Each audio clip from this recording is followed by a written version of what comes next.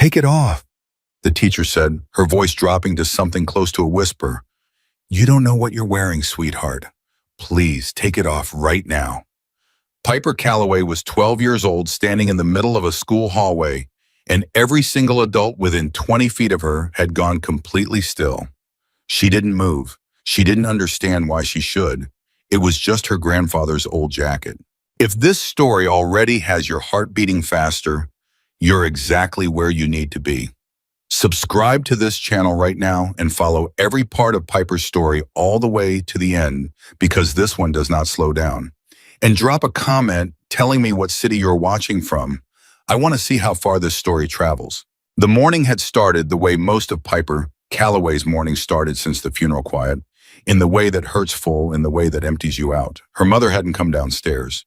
The coffee maker had been running since 5 in the morning, filling the kitchen with a smell that used to mean her grandfather was awake before everyone else, sitting at the table with his big hands wrapped around a mug reading the newspaper, the old way, folded in thirds, the way men his age still did. But the kitchen was empty. It was always empty now. Piper had stood in front of the open closet for a long time. Her own jacket, the blue one with the zipper that stuck, was buried somewhere under a pile of shoes and old board games her mother kept saying she'd donate. She couldn't reach it without pulling everything down, and she didn't have the energy for that. Not today. And then she saw it. It was hanging on the far hook, the one her grandfather had always used when he came to visit. He never used the front closet, always this one back by the kitchen door, where he could grab his things and leave without making a production out of it. He said he hated goodbyes. He said they were a waste of a perfectly good exit. The jacket was dark brown leather, almost black in certain light, worn smooth at the elbows, and the cuffs cracked faintly across the left shoulder where he used to rest his arm on the window frame of his truck. It smelled like him. Motor oil and cedar, and something underneath that she'd never been able to name. Something old, something permanent. On the back was a patch. Piper had seen it 1,000 times growing up. A serpent coiled around a set of crossed bones, its mouth open, its eyes looking directly at you, no matter which angle you approach from. Underneath the serpent, 3 words in faded red thread, Dust Devils MC. She'd never asked what it meant. It was just part of the jacket, just part of him. She pulled it off the hook and put it on. It was enormous on her. The shoulders hung down past hers. The sleeves swallowed her hands. The hem dropped almost to by her knees. She looked at herself in the small mirror by the door and almost laughed. She looked ridiculous. She looked like a kid playing dress-up. But she also felt for the first time in 3 weeks like something was still there. Like the emptiness had edges now. Like she could find where it ended. She grabbed her backpack and walked out the door. The first person to notice was Marcus Webb, who was standing at the end of the walkway leading into Redstone Gap Middle School with a group of boys, the kind of boys who noticed everything and said most of it out loud. Marcus was 13, a year older than Piper, and he had the specific talent of making other people feel like they were standing in the wrong place. He saw the jacket first. He started to say something. She could see it forming on his face, that particular smirk she'd learned to recognize from 30 feet away. And then he saw the patch. He stopped. His mouth closed. He stepped aside. Piper noticed but didn't think much of it. Marcus Webb stepping aside was a gift she wasn't going to question. She walked through the front doors. The noise in the hallway didn't stop all at once. It faded in sections like a wave moving backward, quieting in patches as she passed. She had her head down, digging through her backpack for her phone, when she realized that the hallway around her was almost completely silent. She looked up. Every student within 20 feet of her was staring. Not the normal kind of staring, not the kind you got when you had something on your face or your shoes didn't match. This was something else. This was the kind of staring people did when they recognized something they didn't expect to see, something they were afraid of. Piper. It was Mrs. Alderman, her homeroom teacher, a woman who wore cardigans in September and smiled at everything with the exact same degree of warmth. Mrs. Alderman did not look warm right now. She looked like she'd been told something terrible and was trying to keep her voice steady. "Piper, honey, I need you to come with me." "I just got here," Piper said. "I know. Come with me anyway." "Did I do something?" Mrs. Alderman looked at the jacket. Just for a second. But it was the kind of look that said everything she wasn't willing to say out loud in a crowded hallway. "Just come with me, sweetheart." They went to the principal's office. Principal Hatch was already standing behind his desk when they came in, which meant someone had called ahead, which meant someone had been watching from the moment she'd come through the front door. He was a broad man with a careful face, the kind of face that didn't give things away easily, but even he looked unsettled. "Sit down, Piper." "What's going on?" "Sit down first." She sat. Mrs. Alderman stood near the door like she was blocking it. "Where did you get that jacket?" Principal Hatch asked.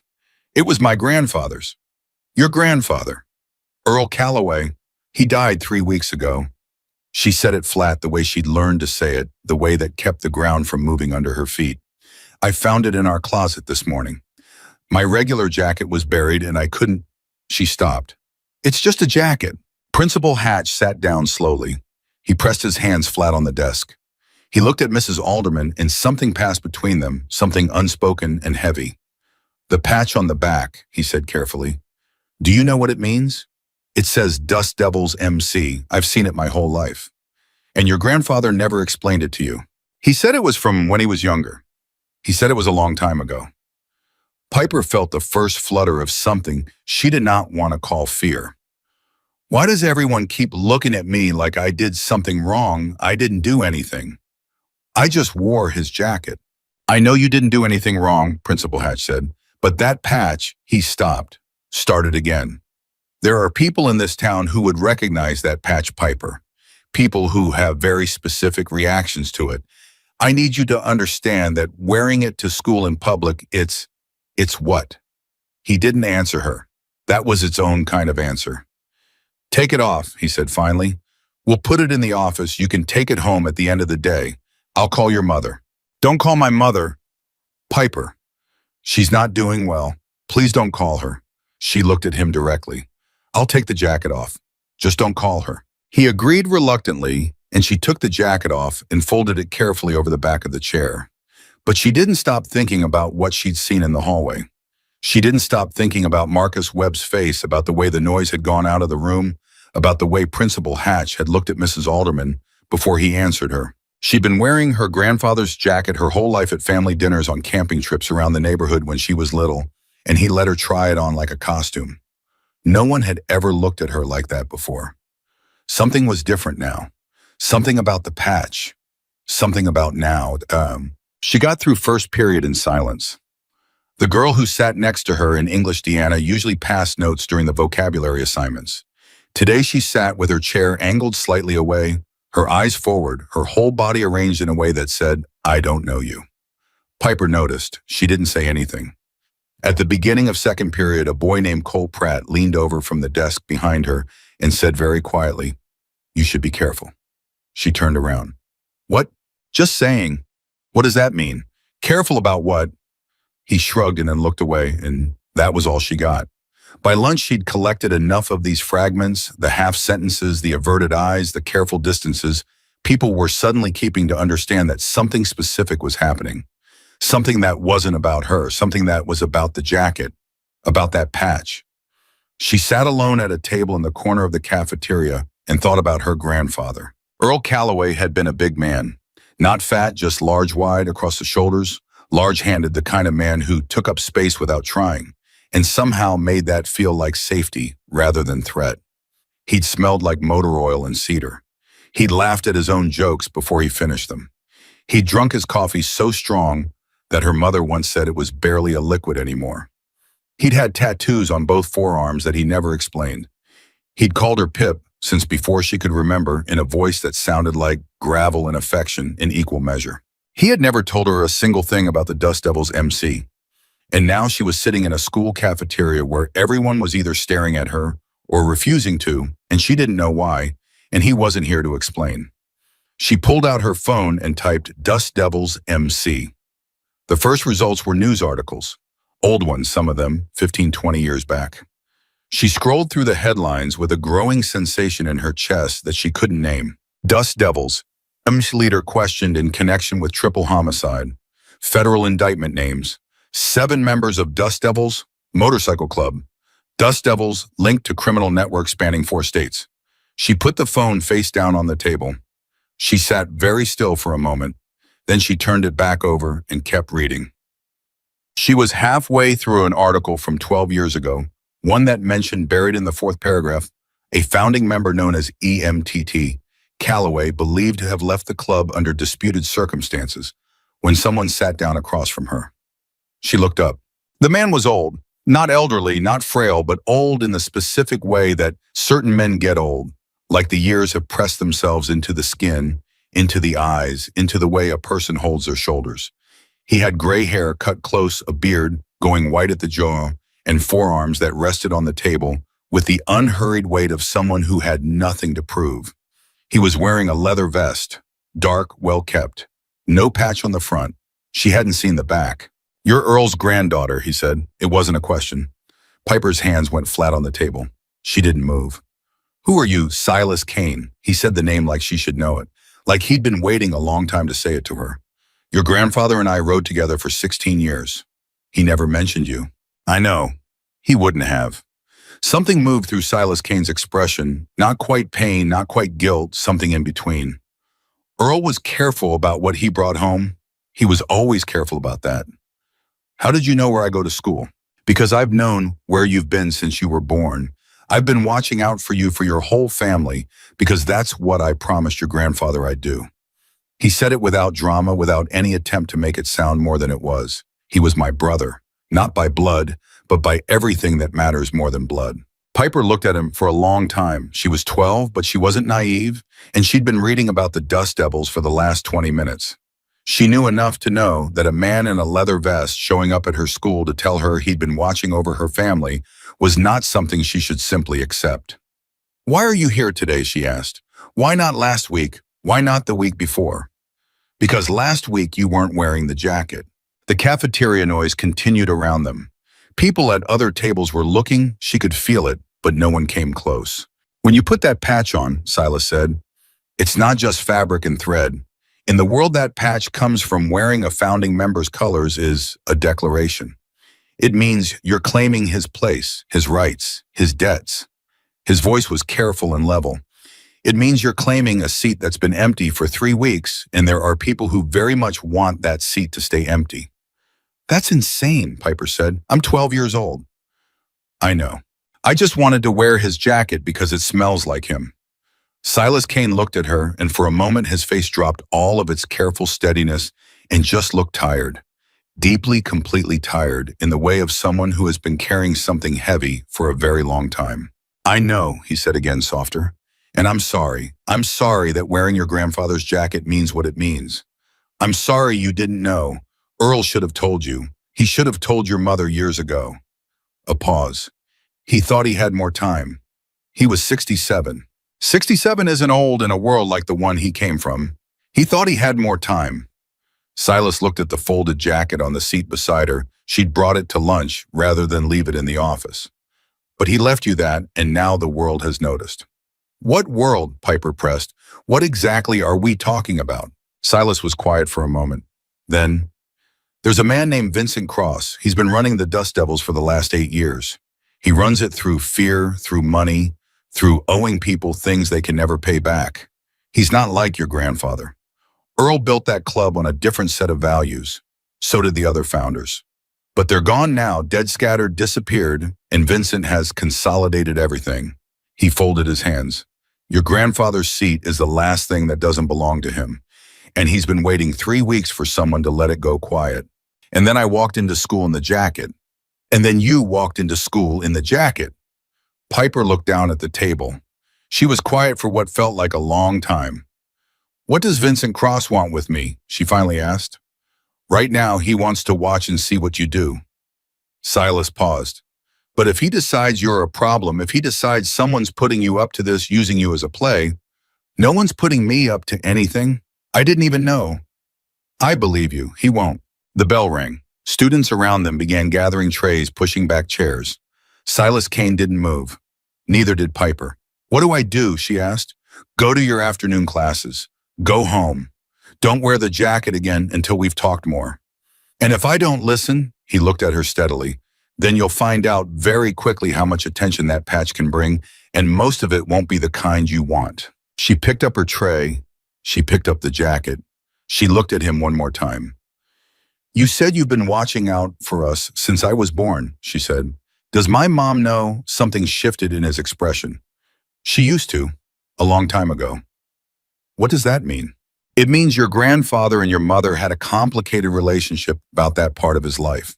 It means she chose to keep it at a distance and he let her. A pause. It means there are things you're going to learn about your family that might change how you see some of it. Good or bad? Both, Silas Kane said simply, at the same time. He stood up from the table. He was taller than she'd realized, that large kind of tall that seemed to rearrange the air. I'll be in touch, he said. Don't go looking for things yet. Let me come to you. He walked out of the cafeteria. She noticed as he passed through the doors that two older boys near the exit stepped back to let him through without any signal being given, without any word being spoken. She noticed that no one at the tables near her had been able to hear a word of their conversation, because somehow the ambient noise of a middle school cafeteria had functioned as perfect cover. She noticed that her hands, which she'd thought were steady, were shaking slightly. She picked up the jacket and held it against her chest and breathed in cedar and motor oil and the smell that she'd never been able to name. She thought about her grandfather's hands around a coffee mug. She thought about the newspaper folded in thirds. She thought about the way he'd called her Pip in a voice that sounded like gravel and everything safe in the world. What were you, she thought. Who were you really? But Earl Calloway was 3 weeks dead, and the only answers left were in a world she hadn't known existed 24 hours ago. She wore the jacket home. She knew she shouldn't. Silas had been clear. But she'd folded it under her arm when she left school, and by the time she was 2 blocks down the road, the afternoon had gone gray and cool, and she put it on without deciding to.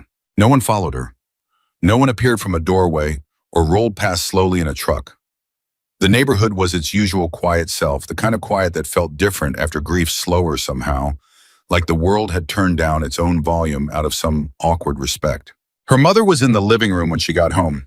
She was sitting on the couch with a cup of tea she hadn't drunk and a book she hadn't opened, which was how she spent most of her afternoons now. She looked up when Piper came in.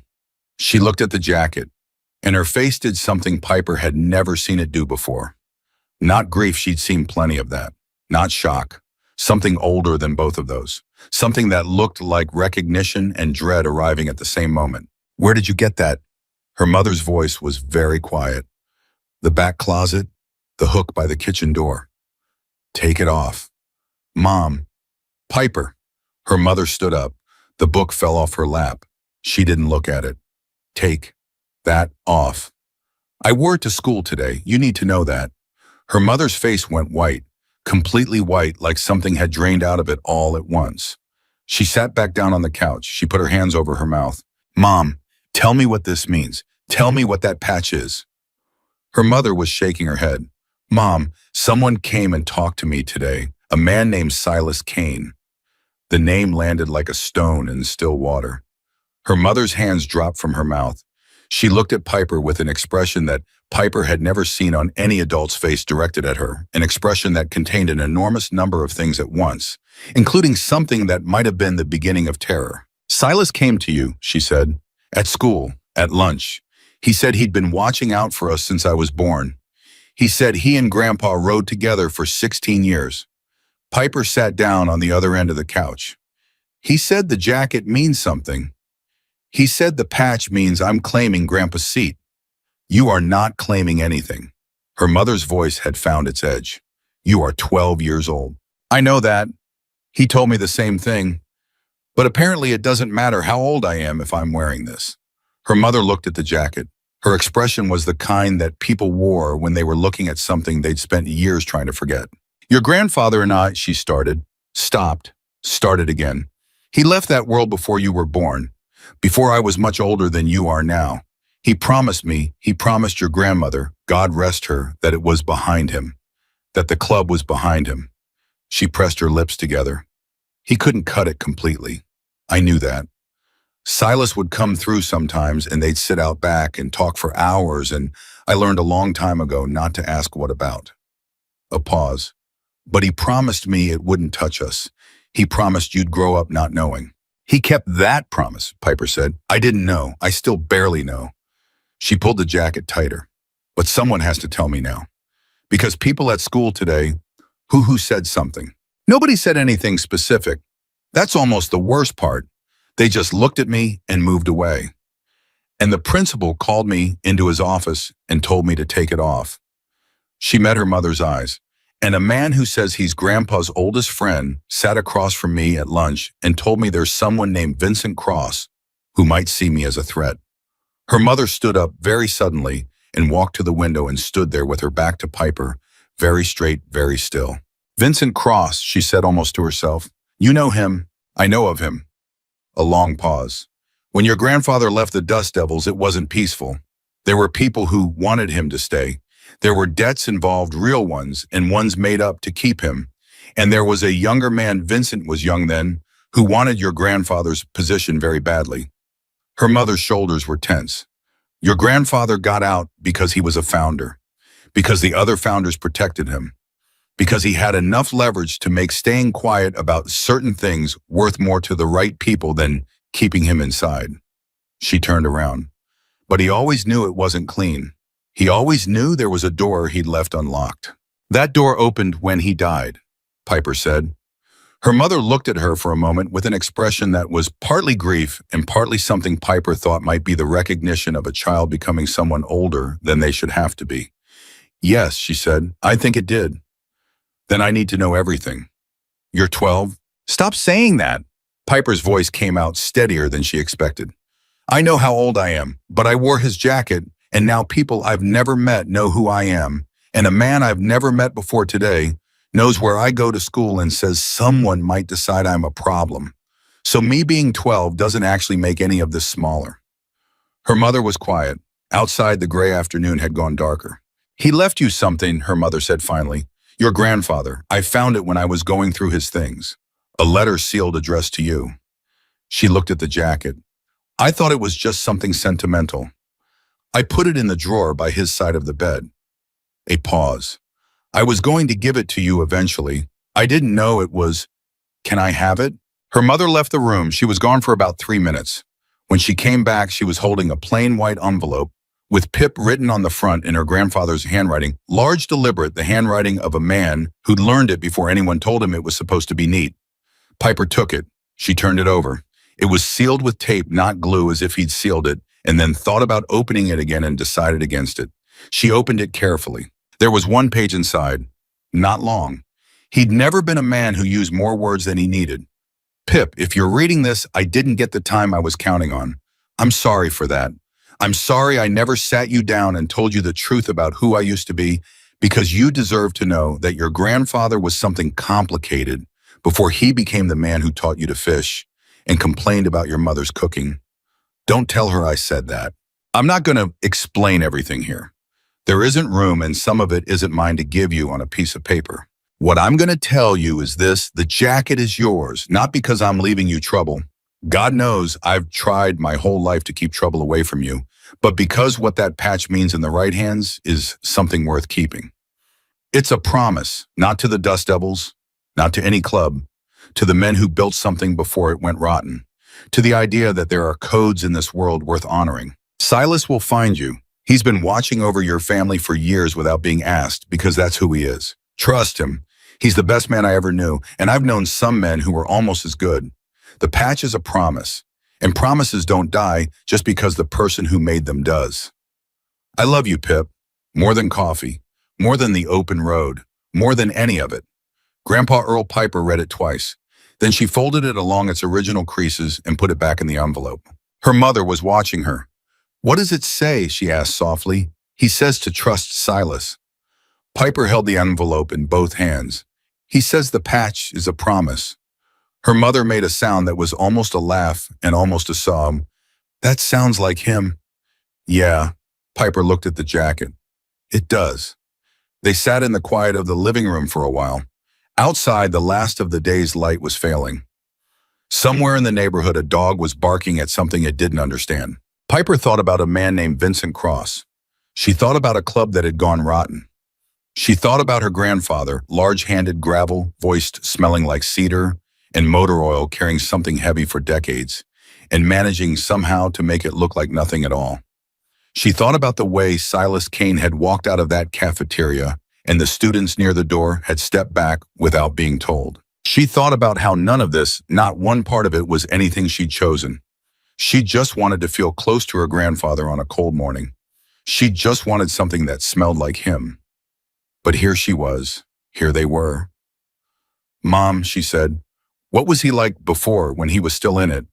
Her mother was quiet for a long time.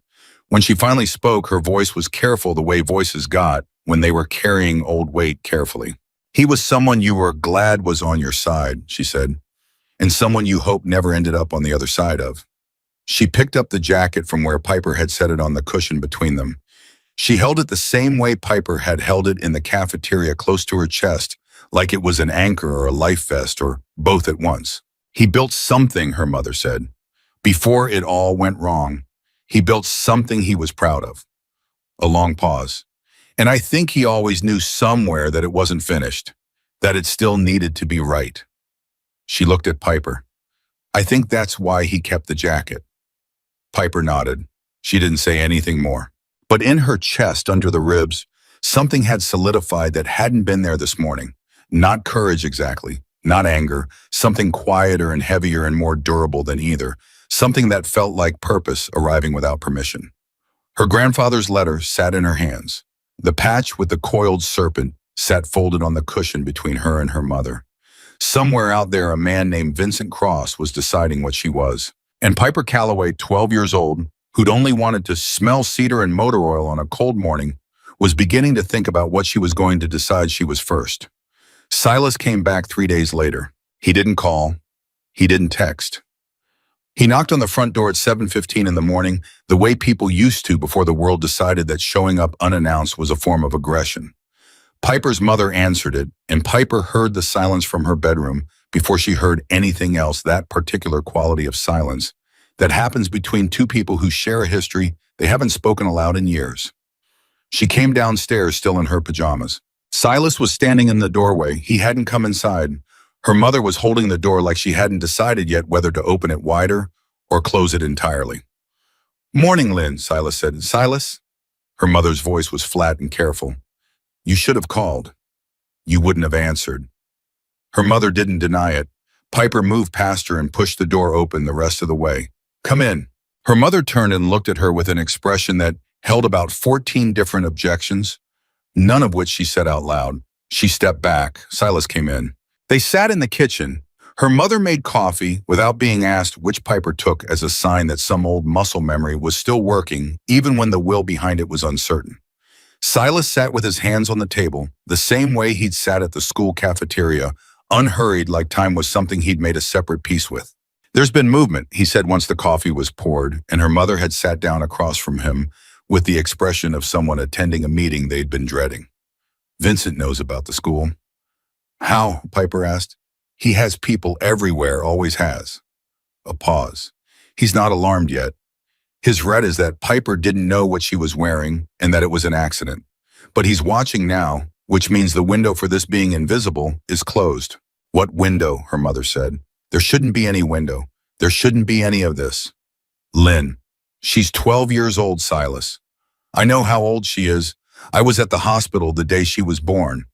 He said it without heat, without argument. "Just a fact. And I'm here because of what Earl asked me to do, and because what's coming is going to arrive whether Piper is prepared for it or not." Her mother wrapped both hands around her mug and stared at it. "What does Vincent want?" Piper asked. "Right now he wants the seat to go unclaimed. He's been waiting for it since Earl died. Actually, if I'm honest, he's been waiting for it since long before that." Silas looked at her steadily. "Your grandfather's position in the founding structure of the Dust Devils is the last piece of legitimacy that Vincent doesn't control. As long as that seat exists and belongs to Earl's line, there's a legal argument inside club law, the only law that matters in that world, that Vincent's authority isn't absolute. So he needs the seat to disappear," Piper said, "or he needs the person holding it to disappear." The kitchen went very quiet. Her mother set down her mug harder than she meant to. "Then we don't engage. We don't claim anything. We give him the seat, we sign whatever he needs signed, and we walk away from all of it forever." "It's not that simple, Lynn. Make it that simple." "If it were that simple, Earl would have done it years ago." Silas's voice was patient but unyielding. Vincent doesn't want the seat signed over. He wants it abandoned. Because if it's abandoned by Earl's line, it goes to a vote among the remaining founding members, and he doesn't control all of them yet. How many founding members are left? Piper asked. Silas considered this for a moment. 3 that I know of for certain, 2 more that might still be reachable. He paused. And me. Her mother looked up. You're a founding member. I'm the last one left who isn't either in Vincent's pocket, in the ground, or in hiding. He said it with the exhausted simplicity of someone reporting damage after a storm, which is why Vincent has never come directly at me. I'm too dangerous to touch and not dangerous enough to justify the war it would start. So what happens if Piper claims the seat? Her mother's voice had changed, softer now, not softer with warmth, but softer with the sound of someone thinking carefully through something they don't want to be thinking through at all. What happens under club law? Under club law, a founding member seat can be inherited by blood or claimed by someone who carries the patch. If Piper wears Earl's colors and publicly declares the claim, it triggers a council vote. All surviving founding members get a say. Silas looked at Piper. Vincent can't override a unanimous council vote, not without destroying the legitimacy he's spent 8 years building. And if it's not unanimous, then it gets complicated. How complicated? He met her eyes. The kind of complicated that involves people getting hurt. Piper absorbed this. She thought about her grandfather's letter.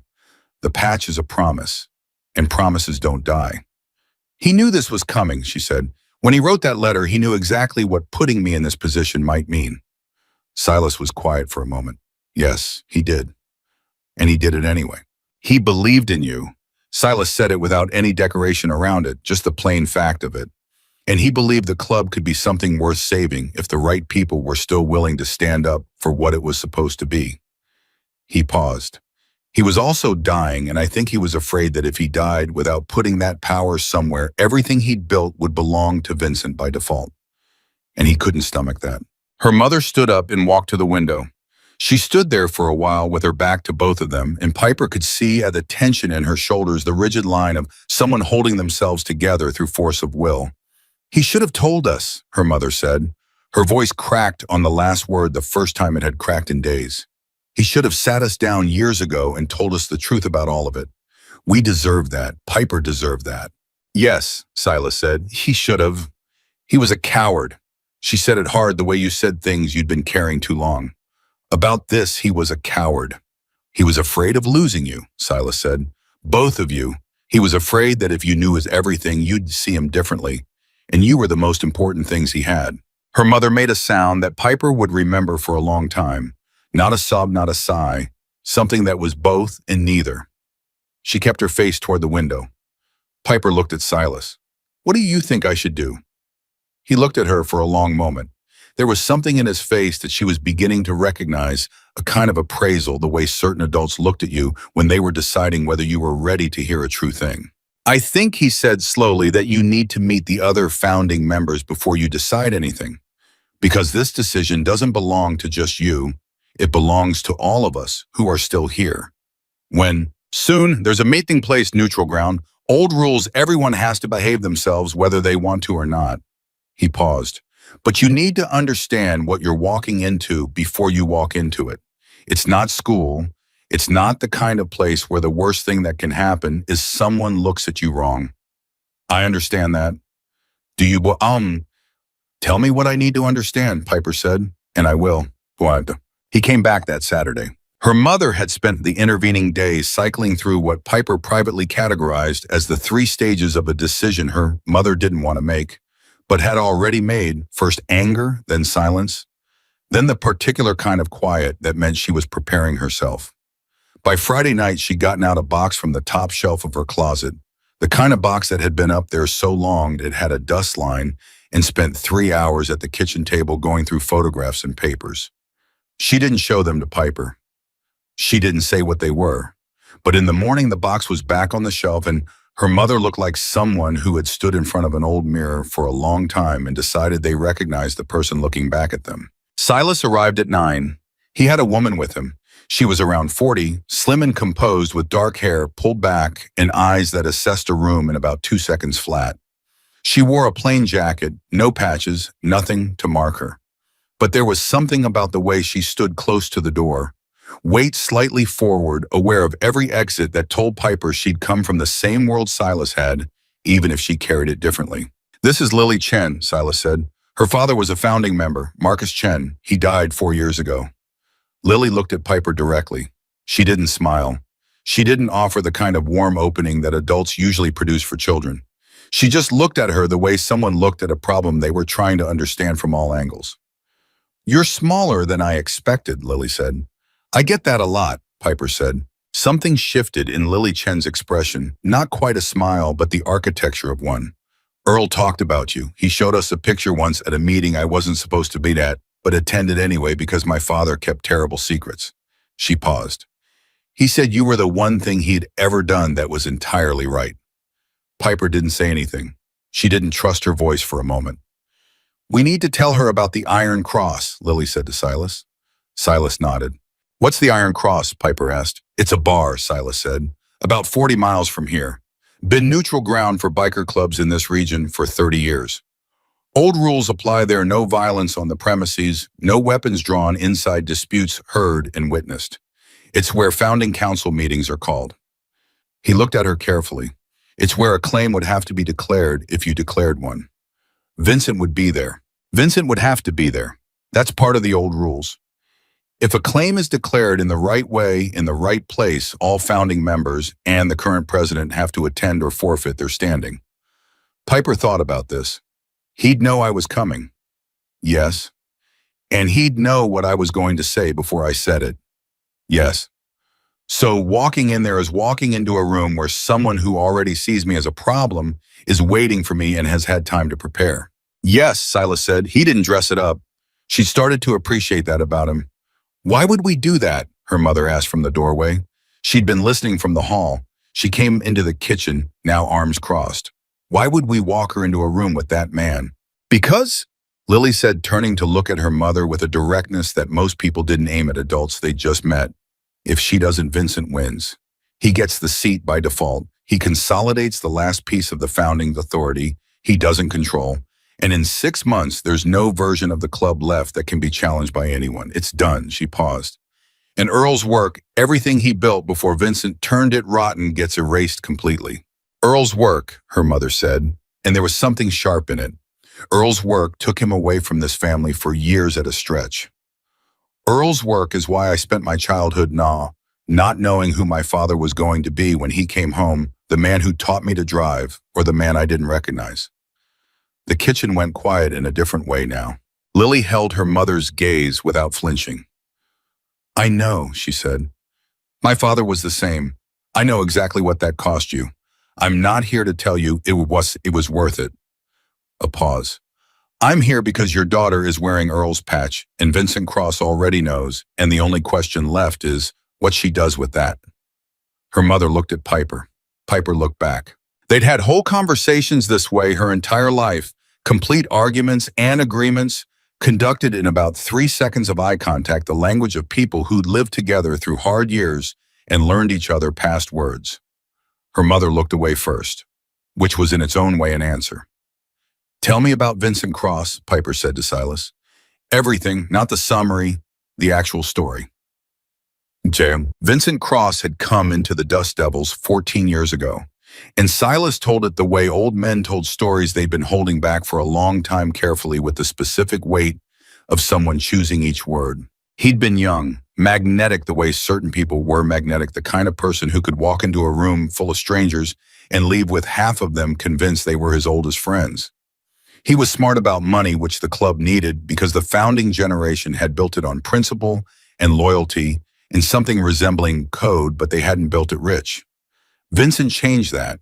He found streams of income that didn't ask questions, cultivated relationships with people in places that gave the club cover and leverage. And within 3 years, he'd made himself indispensable. The founders had let it happen. Each one of them had a reason that seemed sufficient at the time. Earl's reason, Silas said, looking at the table when he said it, was that he trusted his own ability to control what he'd started. He'd believed that the values he'd built the club on were structural, that they were in the bones of the thing, not just in the people. He'd been wrong about that. Vincent's consolidation hadn't been violent at first. It had been administrative. He'd positioned himself next to the right men at the right moments, and when those men got old or sick or tired, he'd been there to absorb their authority with the appearance of support rather than takeover. By the time the founders understood what was happening, 3 of them were dead. 2 of unclear causes, one of something that got classified as an accident, and the remaining 2 had retired to positions of nominal respect that carried no actual power. Only Earl had held on. Only Earl had maintained enough credibility among the old guard to constitute a real check on Vincent's authority. And only Earl had known in those last few years that his days of being able to use that credibility were running out. He didn't just leave you the jacket, Silas said to Piper. He left you a weapon.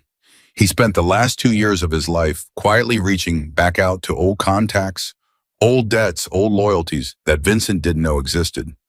People who'd gone quiet and stayed quiet and were waiting for something that made getting loud worth the risk. He looked at her. You walking into school in that jacket, he didn't plan it that way, obviously.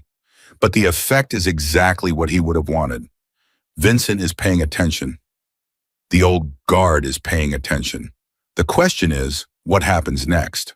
What about the man you mentioned before? Piper said. Raymond Cade. You said he might be reachable. Silas and Lily exchanged a glance that communicated a great deal in a short space. Raymond Cade is a founding member who's been believed dead for 6 years, Lily said. Piper stared at her. Believed dead. Vincent announced it, said Raymond had been killed in a dispute with a rival club, held a service. There's a marker for him in a cemetery outside of Tulsa. Lily's voice was even. But my father didn't believe it. He spent 2 years before he died trying to track Raymond down, and he found things not Raymond himself, but signs. Patterns that didn't fit with a dead man. What kind of patterns? The kind that suggests someone went very deep underground and very deliberately and has been staying there. Lily leaned forward slightly. Raymond Cade was the one founding member Vincent genuinely feared. They had a confrontation. I don't know the details, no one does, except the people who were there, and most of them aren't talking, and afterward Raymond disappeared. Vincent says he's dead. My father didn't believe it. A pause. I don't believe it either. If he's alive, Piper said slowly, and if he comes forward, then the council vote changes completely, Silas said. Even if we can't get everyone, Raymond's presence would shift it past the threshold where Vincent could argue the vote was invalid. He paused. But we'd have to find him first, and we'd have to move fast because once you make the declaration at the Iron Cross, things will escalate quickly. Piper's mother, who had been quiet for the last several minutes, said, How quickly? Days, maybe less. Silas looked at her directly. I won't lie to you, Lynn. There will be a period between the declaration and the vote where things will be very uncomfortable and possibly very dangerous. Vincent won't be able to act openly. The old rules prevent it, but Vincent has never needed to act openly to make someone's life difficult. And you'll be there, her mother asked. The whole time, every moment. Every moment, Silas said. Her mother absorbed this. She looked older than she had a week ago. Not in a bad way, older in the way that people looked when they'd made a hard decision and were living in it now past the point of debating it. What about school? She asked. It was such a specific maternal question, dropped into the middle of everything else that Lily Chen almost smiled. She still has school. She has tests. She has a life that isn't this. I know, Silas said. We'll work around it. You'd better, her mother said. Dear. The thing that nobody warned Piper about, the thing that ambushed her completely on Sunday afternoon when Silas had gone and Lily had gone and the house was just, the house again, was how ordinary everything felt from the outside. She did her homework. She ate dinner. She texted Deanna, who hadn't really spoken to her since the jacket incident, a tentative message about a homework question, and Deanna answered it technically, if not warmly. The neighborhood went through its Sunday rhythms. Somewhere down the street, someone was mowing grass in October because some people just couldn't stop mowing grass. But inside her chest, there was this thing that hadn't been there before, this steady, low-frequency hum of something. She couldn't name exactly. It wasn't fear, or it wasn't only fear. It was the feeling of standing at the edge of something and knowing with a certainty that didn't require proof that you were about to step off. She got the jacket from her closet and sat on her bed with it in her lap.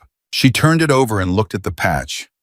The serpent with its mouth open, its eyes looking back at her from whatever angle she held it.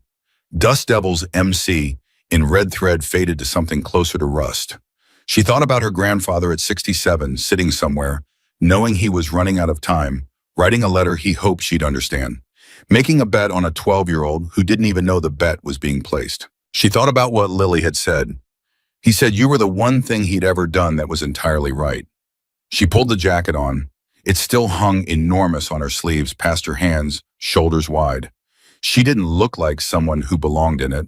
She knew that. But she also knew some knowledge below the level of words, some knowledge that lived in the body and not the mind, that the jacket fit in a different sense, the sense that mattered. Her phone buzzed, unknown number. She stared at it for a moment. Then she answered. Silence on the other end. Not empty silence, occupied silence, the kind that had a person in it. Who is this? She said. A voice came back, male, middle-aged, with a flatness to it that wasn't accent so much as affect, the voice of someone who'd trained themselves to reveal nothing. You don't know me, the voice said, but I knew your grandfather. And I need you to listen very carefully because I'm only going to say this once. Piper stood up. She went to the window. She looked out at the ordinary Sunday street. I'm listening, she said. Don't go to the Iron Cross, the voice said. Not yet. Not until you hear from someone who'll reach out to you through Silas. Someone who has information that changes the shape of all of this. A pause. Vincent Cross didn't just take over the club. He had help. From inside. Someone your grandfather trusted completely. Another pause longer. Someone who's still close to you now. The line went dead. Piper stood at the window with the phone in her hand and the jacket heavy on her shoulders and the ordinary Sunday street going about its ordinary business below her. Her grandfather's voice came back to her from no particular memory, just the general accumulation of him. You're the smartest person in any room you walk into, Pip. The trick is not letting the room know that until you need it to. She looked at the phone. Unknown number, no callback possible. She thought about who was close to her now. Her mother, Silas. Lily, who she'd met yesterday. She thought about a man named Raymond Cade who was supposed to be dead but maybe wasn't. She thought about the word trust and how her grandfather had used it in his letter specifically with intention directed at Silas by name. Trust Silas. Not trust everyone who comes to you, not trust the people who say they knew me. Silas specifically. Which meant the voice on the phone might be telling the truth. Or the voice on the phone was someone trying to slow her down. Confuse her, send her in the wrong direction just long enough for something else to happen. She went downstairs. Her mother was in the living room. She looked up when Piper came in. I just got a call from an unknown number, Piper said. Someone who said they knew Grandpa. They told me not to go to the Iron Cross yet. Her mother was very still. What else did they say? They said Vincent had help taking over the club. Help from someone Grandpa trusted. Piper watched her mother's face carefully. Someone who's still close to me now. Her mother's expression did something complicated and rapid, a series of things moving through it, too fast to fully read. Then it settled into something Piper had never seen on her face before, a kind of guarded recognition. Mom, Piper said, is there something you haven't told me? Her mother set down the book she wasn't reading. There are things, she said carefully, that your grandfather told me in the last months of his life. Things he was still working through himself. Things he wasn't sure about. She paused. He mentioned a name.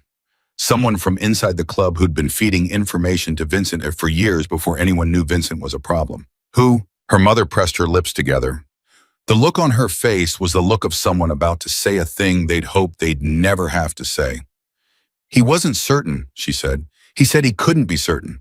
That's why he didn't put it in the letter. He didn't want to poison something you might need if he turned out to be wrong.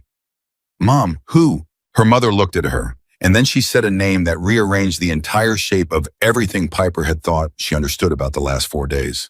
The name her mother said was Silas Kane. Piper didn't move.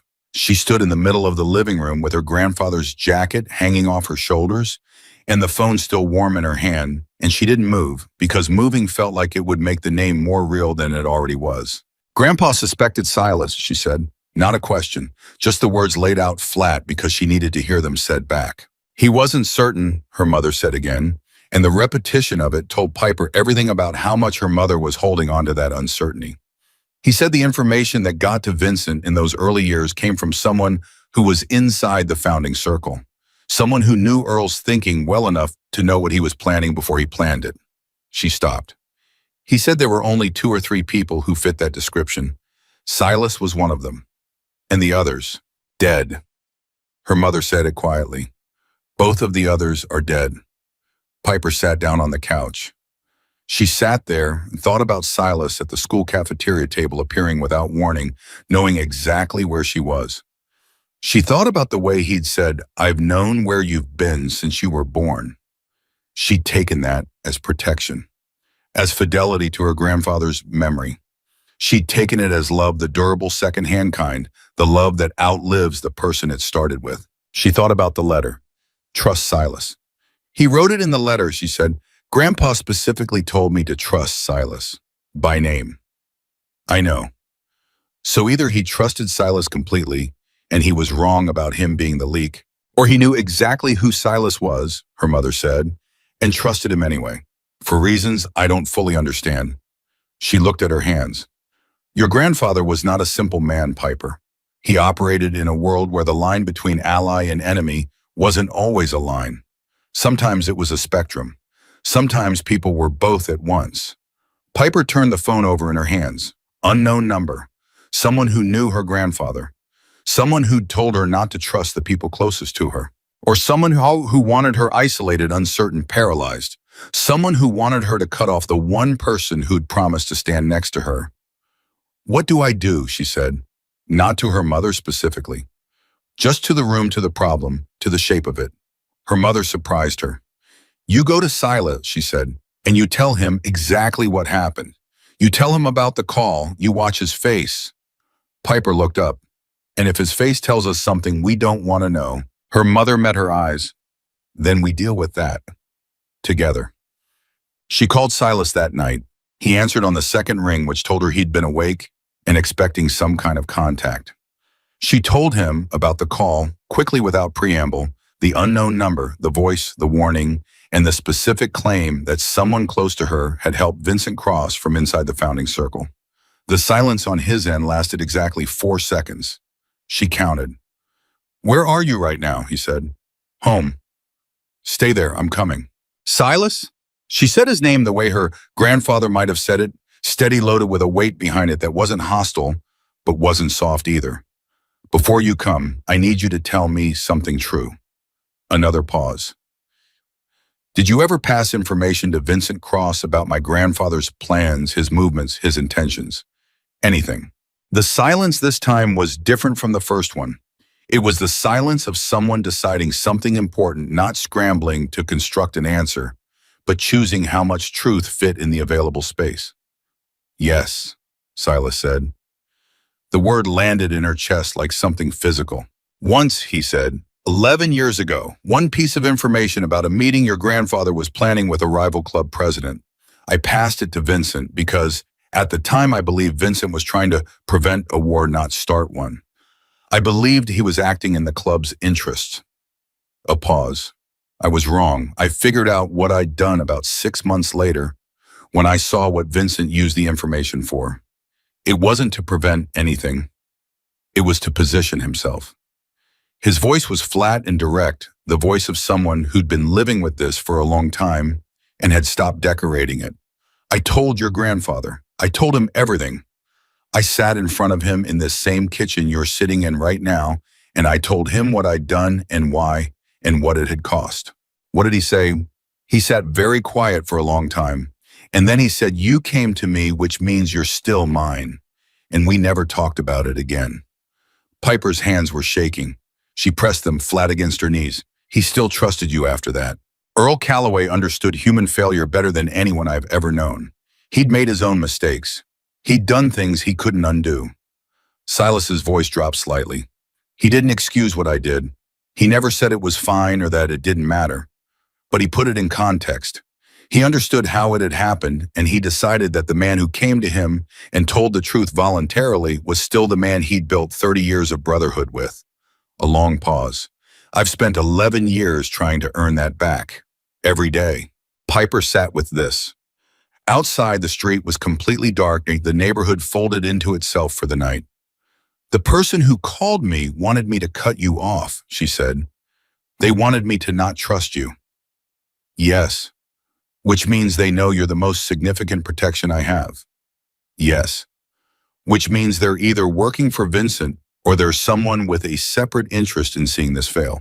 Or both, Silas said. Come morning, I'll have some ideas about who made that call, but right now what matters is that you know what I just told you. You asked me for the truth, and I gave it to you. Everything else follows from there. Piper stood up. She walked to the window the way her mother did when she was thinking, some instinct in the blood, apparently some Callaway habit of looking out at the dark when the inside of a room got too tight.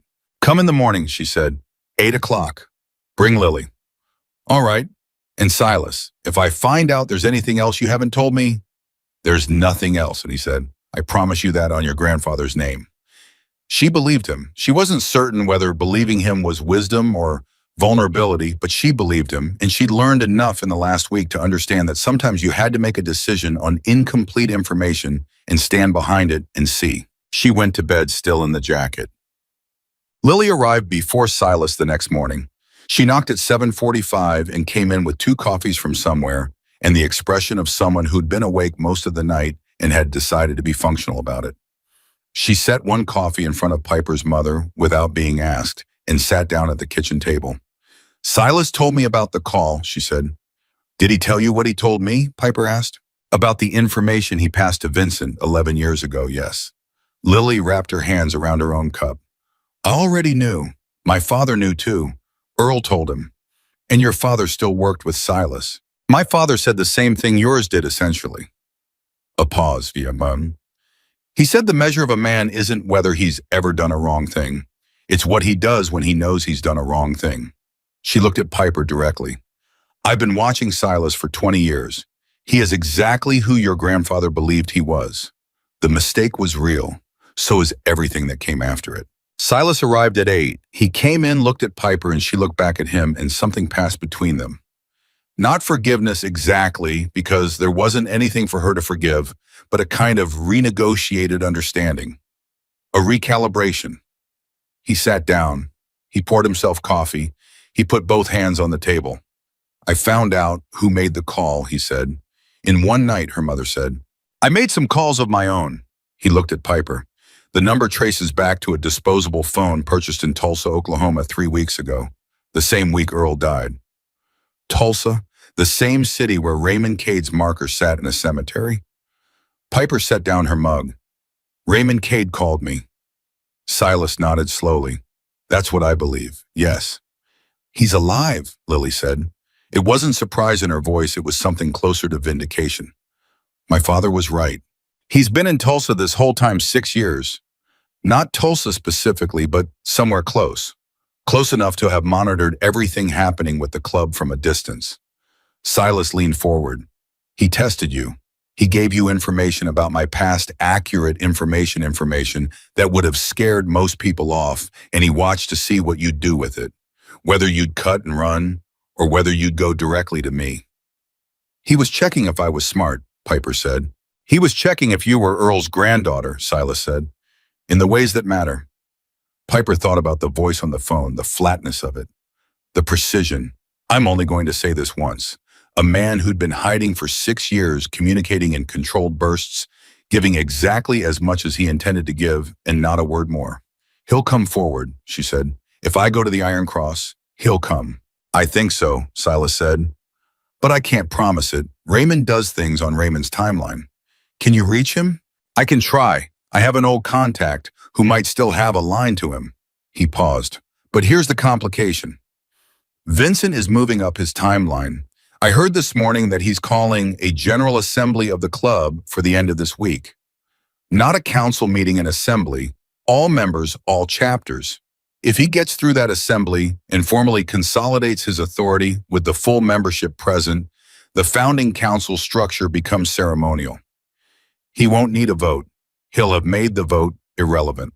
How much time does that give us? Her mother asked. 4 days, maybe 5.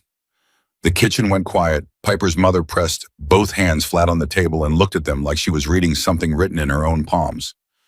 Then we go to the Iron Cross before the assembly, Piper said.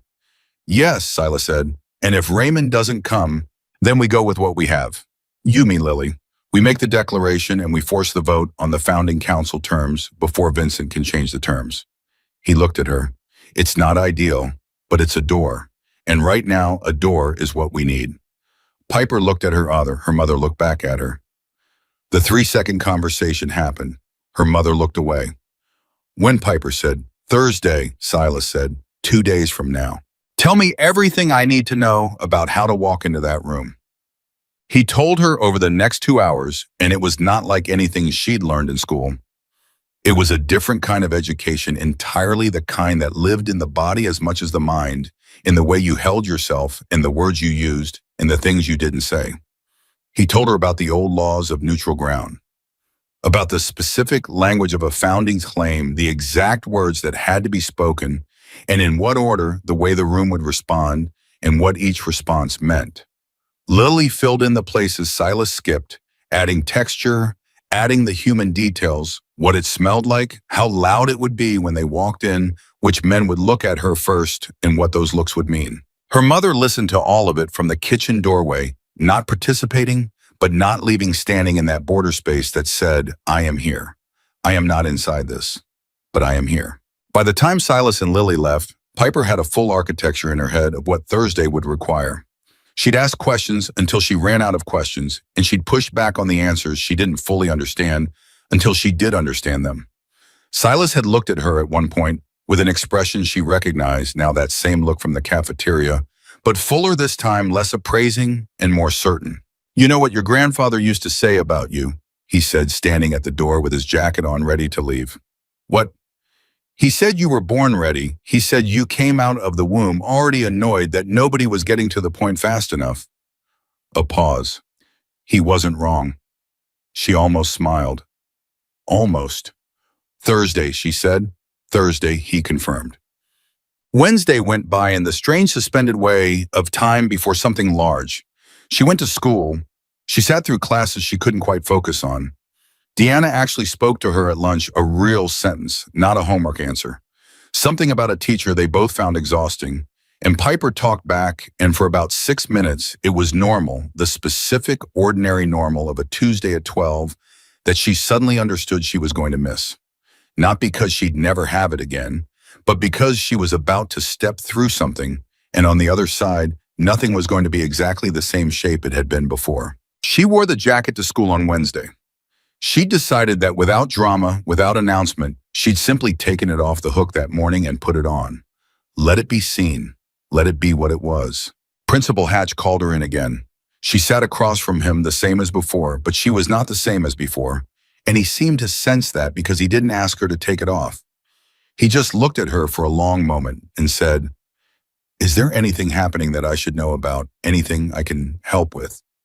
She looked at him. He was a decent man. She could see that clearly. A decent man in a position that had limited his capacity for anything beyond the procedural. I'm fine, she said. Thank you for asking. He nodded slowly. He looked like he wanted to say more and didn't know what more to say. If anything changes, I'll let you know, she said. She went back to class. She sat through the afternoon. She went home and ate dinner and did most of her homework and lay in bed that night with the jacket folded on the chair beside her. Eyes open, running through what Silas had told her until it was as close to automatic as something could be in 48 hours. At some point she slept. She didn't know when. One moment she was rehearsing the words of the declaration, and the next, it was 4 a.m, and she was awake again with the specific alertness of someone whose body had decided sleep was finished. She got up and sat in the dark and thought about her grandfather. She thought about the first time he'd put her on the back of his motorcycle. She'd been 6. And her mother had made him promise approximately 11 different things about speed and helmet and route before she'd allowed it, and he'd promised all of them with the serene confidence of a man who'd spent decades making promises he intended to keep. He'd driven her around the block twice at a speed that even 6-year-old Piper had recognized as deliberately slow, and when they'd come back and she'd climbed off, she'd said again, with the absolute certainty of a child who'd found the thing she wanted most, and he'd laughed the laugh that cracked open his whole face and looked at her mother and said, She's mine, Lynn. She is absolutely mine. She thought about that laugh. She thought about a man who'd built something. watched it get taken, spent his last years trying to put something in place that would outlast him, and finally placed his entire bet on a 12-year-old who didn't know the game existed. He was afraid of losing you, Silas had said. You were the most important things he had. She picked up the jacket. I know, she said quietly to no one. To him, to the version of him that still existed in the cedar and motor oil and the weight of the leather. I know you were afraid. I know you were doing your best. She held it against her chest. But I've got it from here. Thursday morning came gray and cold, the sky the color of old concrete, the air carrying the particular bite of early November. Silas was there at 7, Lily was with him, and there was a third person, a man named Cal Reeves, who Silas introduced as a veteran enforcer, a man who'd been with the Dust Devils from the beginning and had served under her grandfather before Vincent's rise had pushed him to the periphery. Cal Reeves was compact and quiet with the contained energy of someone who was always slightly more alert than the situation required. He shook Piper's hand and held the handshake a beat longer than normal, the way men did when they were conveying something they weren't going to put into words. You're Earl's, he said. Yes, she said. Good enough for me. Her mother was dressed and at the door, which answered a question Piper hadn't asked. She put on the jacket she wore to things that mattered, dark professional, the one she saved for occasions that required her to look like someone who'd made a decision and wasn't revisiting it. I'm coming, her mother said. Silas started to say something. I'm coming, her mother repeated, and her voice had the particular quality that ended conversations. Silas nodded. All right. They drove 40 miles in 2 cars. Silas drove with Piper and her mother. Cal and Lily followed. The drive was mostly quiet, the kind of quiet that had too much in it for small talk to fit. Silas turned the radio on once and turned it off again almost immediately, and no one commented on it. The Iron Cross looked from the outside like nothing remarkable. That was, Silas explained, entirely intentional. Inside it was different, not dramatically, not cinematically, but with the specific difference of a place that had absorbed decades of high-stakes human events into its walls and furniture and air. The bar ran the length of one wall. Tables filled the rest of the space. Every table was occupied. They walked in, and the noise didn't stop. All at once it dimmed in sections and waves, the same way it had in her school hallway 3 weeks ago. The same backward rolling wave of recognition spreading from the door toward the back of the room. Piper kept walking. She didn't slow down. She didn't look at the tables. She found the center of the room and she stopped. There was a man at the back table who she knew without being told was Vincent Cross. He was younger than she'd imagined, maybe 50, lean with a stillness about him that wasn't calm so much as controlled. He watched her cross the room with an expression that was carefully, deliberately neutral, like a man watching something he'd calculated the odds on and believed he'd already won. She looked at him directly. He looked back. Someone at a nearby table said something low that she didn't catch. A few people around him laughed. The laugh was the kind designed to carry, designed to diminish. Piper took a breath. Silas stepped up on her left, Lily on her right. Cal Reeves moved to a position behind her, not theatrically, but with the calm precision of a man who'd done this kind of thing before. I am Piper Calloway, she said. Her voice came out clear. She'd been afraid it wouldn't, but it did. Granddaughter of Earl EMTT. Calloway, founding member of the Dust Devils. I stand in this house under old laws on neutral ground, and I declare my grandfather's claim by blood and by patch. The room was completely still. Vincent Cross hadn't moved. He was looking at her with the careful, neutral expression of a man recalculating. By the old laws. Piper continued, her voice finding a steadiness she'd practiced in her head 100 times and was discovering to her relief that her body had absorbed. I call for founding council recognition of this claim. I call for the surviving founding members to witness. More silence. Then from somewhere to her left, Cal Reeves said, I witness, Cal Reeves, founding member. From her right, Lily Chen said, I witness on behalf of Marcus Chen, founding member deceased. By blood right, I hold his voice. Silas said, I witness, Silas Kane, founding member. The room absorbed this. Vincent Cross finally moved. He stood up slowly with the unhurried deliberateness of someone who'd prepared for exactly this moment and wasn't going to give anyone the satisfaction of seeing him react to it. This is theater, he said. His voice was pleasant, conversational, the voice of a man at complete ease. He looked at Piper the way adults looked at children who'd said something charming and slightly absurd. She's a little girl in a dead man's jacket. This isn't a claim. This is a granddaughter playing dress-up. A ripple went through the room, not laughter this time, something more uncertain. Piper kept her eyes on him. The old laws don't require your permission to be invoked, she said. They require witnesses. I have 3. You have a grieving child, a woman whose authority isn't recognized by this chapter, and a man who hasn't been active in 7 years. Vincent spread his hands like he was being enormously reasonable. I respect the sentiment. I do. Earl Calloway was a great man, and his loss is felt by everyone in this room. His eyes moved around the tables, collecting nods, collecting the room the way he'd been collecting rooms for years. But this, he gestured at Piper with something approaching pity. This isn't how it works. You can't inherit a seat by wearing a jacket. Under old laws, you can, Piper said. Under old laws that this chapter voted to retire 8 years ago. Were the founding members present for that vote? A pause. Small, but everyone in the room heard it. The active membership voted, Vincent said. The founding charter requires founding members for structural changes, Piper said. She said it the same way Silas had told it to her, not like an argument, like a fact. Cal Reeves was a founding member in active standing at the time of that vote. Was he notified? Every eye in the room went to Cal Reeves. Cal said, I was not. Another ripple. Bigger this time. Vincent's expression had shifted. Not dramatically, not in any way that an inattentive observer would catch. But Piper had been watching his face since she walked in, and she caught it, the microscopic tightening around the eyes, the tiny recalibration happening behind the pleasant surface. This is an interesting legal argument, he said, and his voice had taken on a new quality, still pleasant, but with something underneath it now, something colder. For a little girl. He walked toward her. The room opened for him automatically the way rooms open for men who were used to having them open. He stopped in front of her. He was a foot taller than she was, probably more, and he used that height the way certain people used everything available to them as a tool, as a statement. He looked down at her. She looked up at him. Here's what's going to happen, he said quietly enough that only the people directly around them could hear. You're going to take that jacket off.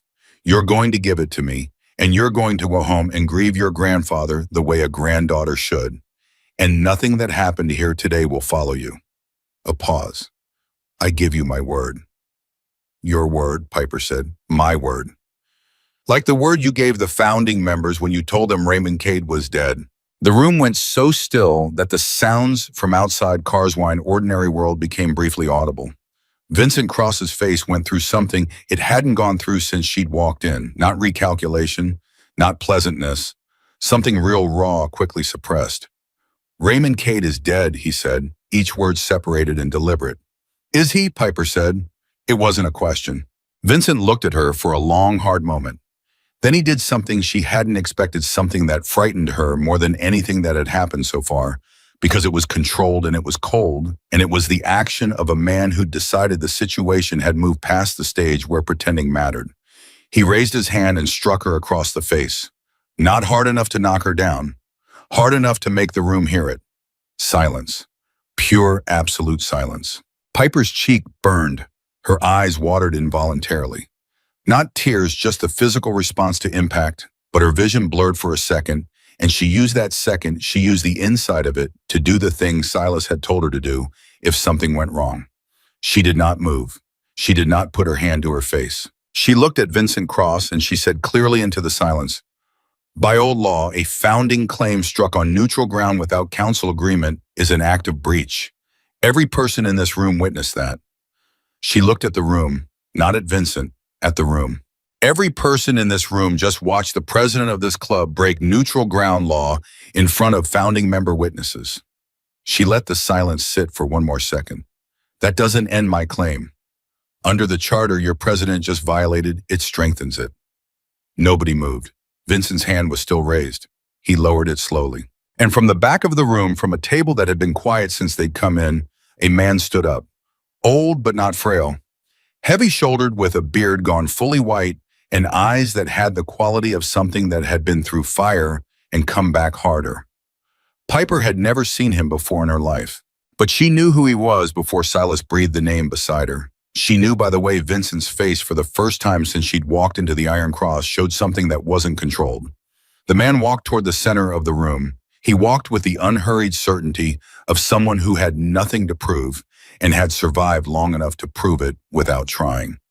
He stopped next to Piper. He looked at Vincent Cross. "Raymond Cade," he said, "founding member, present and accounted for." He looked around the room with the slow, complete authority of a man reclaiming something that had always belonged to him. "Someone call that vote." The room didn't explode. It contracted. Every person in the Iron Cross pulled inward simultaneously, the way people did when something arrived that was bigger than the available space. Chairs scraped, drinks were set down. Conversations that had been running in low registers at the outer tables cut off completely. The only sound for a full 4 seconds was Raymond Cade's boots on the floor as he walked to stand beside Piper. And those 4 seconds felt longer than most of the last week had. Vincent Cross hadn't moved. He was standing in the center of the room where he'd stopped and after striking her, and his face had done something. Piper hadn't seen it do yet. It had gone still in a different way than his controlled stillness. Not the stillness of a man managing a situation. The stillness of a man watching a situation become something he hadn't fully prepared for. He recovered fast. She'd give him that. "Raymond," he said, and his voice had almost all of its pleasantness back, almost all of it. "You look good for a dead man." "I've had 6 years of rest," Raymond Cade said. "Turns out dying agrees with me." A sound moved through the room, not quite laughter, more like the release of pressure, the specific sound of 100 people who weren't sure yet what side to land on. Raymond turned and looked at Piper. Up close, he was even larger than he'd seemed from across the room, and his eyes, which she'd thought from a distance were merely alert, were up close the eyes of someone who processed information at a speed that didn't show on the surface. He looked at her cheek where Vincent's hand had landed. He looked at it for exactly 1 second, then he looked at Vincent. "You just struck a founding member's blood claim on neutral ground," Raymond said. "In front of witnesses, in front of me." He said the last 3 words with a quietness that was more threatening than volume. "Do you know how long it's been since I've had a legitimate reason to do what I am currently very much wanting to do?" "This doesn't change anything," Vincent said. He turned to address the room. Not Raymond, moving his gaze around the tables in the practiced sweep of someone who knew how to work a crowd. "Raymond Cade abandoned this club. He disappeared 6 years ago without a word, without notification, without following a single protocol that the charter requires. Whatever status he's claiming is intact," Silas said. "Under the founding charter, a member can't be stripped of standing without a council vote. You held a memorial service. You didn't hold a council vote. Because he was dead." "Clearly not," Lily said. Another ripple through the room. Bigger. People at the outer tables were whispering to each other, heads close together, and Piper could read the energy of it, even if she couldn't hear the words, the specific energy of people recalibrating, of loyalties being quietly interrogated. Vincent looked at her. Just her. He looked at her with the full weight of his attention, and even now, even after everything, there was something in that look that was legitimately frightening. Not because of anger, because of the absence of it, because of how completely controlled he still was. "Call the vote," Piper said. She said it to the room. She said it the way Silas had told her to say it, not as a request, not as a challenge, as an invocation of process, as something that existed independent of whoever was standing in the room. "Under the founding charter," she said, "a declared claim with 4 founding member witnesses present requires an immediate council vote. That's not my rule. That's the rule this club was built on." She looked around the room. 4 witnesses are present. The vote is required now. Vincent turned back to the room. His jaw was set. "The founding charter is binding," Raymond said. "Or did you forget that when you announced my death without a vote?" The silence after that was a different quality again. It was the silence of people who had just watched an argument end not because someone won it gracefully, but because the weight of the truth had settled on one side so completely that the other side couldn't hold it anymore. A man at a table near the center of the room, a man in his 60s with a road-worn face and the posture of someone who had spent decades being the kind of person other people made way for, stood up. Piper didn't know his name, but she recognized the quality of his standing. He was the kind of man whose standing changed the temperature of a room. "Procedure holds," he said. He didn't say it to anyone specifically.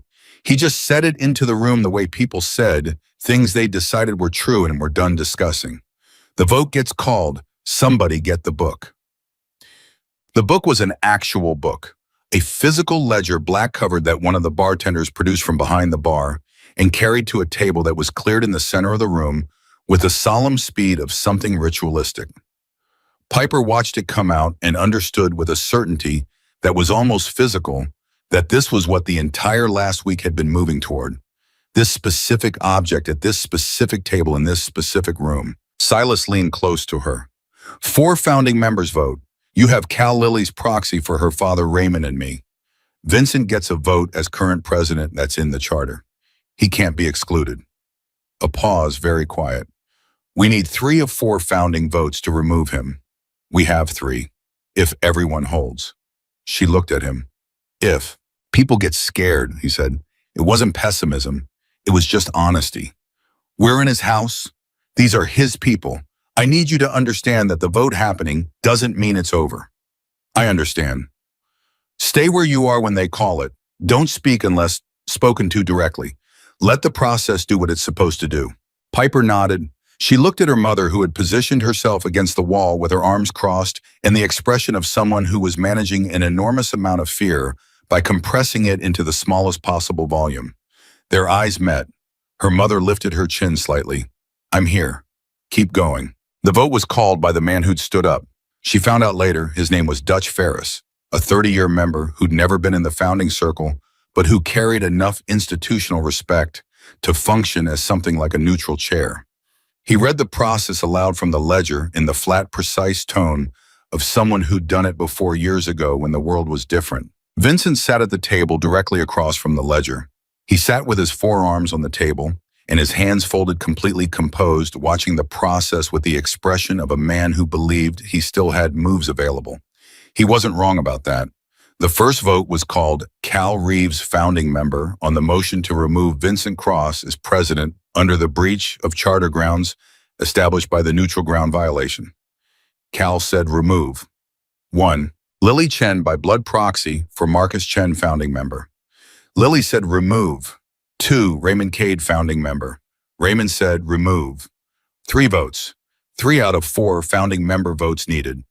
The room knew the count as well as anyone. Dutch Ferris looked at Silas. Silas Kane, founding member. Piper felt her mother's presence across the room like a physical thing. She felt Lily standing still beside her. She felt Raymond Cade, 6 years underground, standing with his arms at his sides and his face giving nothing away. Silas said, remove. 4, the room exhaled. All of it at once, like a single organism. Dutch Ferris made a note in the ledger. 4 founding votes, motion to remove. Vincent Cross, as sitting president, holds a charter vote as well. Your vote. Vincent looked at the ledger. He looked at it for a long moment. And then he looked up at the room, at the tables, at the faces, at the accumulated weight of 30 years of men who had been his people and who were now sitting very still and watching him with expressions that had shifted in the last 20 minutes, from certainty to something much more complicated. This vote, he said, is being conducted under duress, under the influence of a staged performance designed to manipulate the emotions of this chapter. He stood up. He addressed the room, not the ledger, not Dutch Ferris. He addressed the men at the tables because he understood correctly that the founding council vote was done, but the room was not. You've been watching a 12-year-old girl play a role someone scripted for her. You've been watching a man appear from nowhere after 6 years and claim his seat like he never left, like he didn't abandon every one of you when things got hard. He pointed at Raymond. Where were you when the club needed leadership, when the chapter was bleeding money and rivals were circling? Where were you, Raymond? Raymond looked at him. I was hiding from the people you sent to kill me. The room went cold. That's a serious accusation, Dutch Ferris said carefully. I have documentation, Raymond said.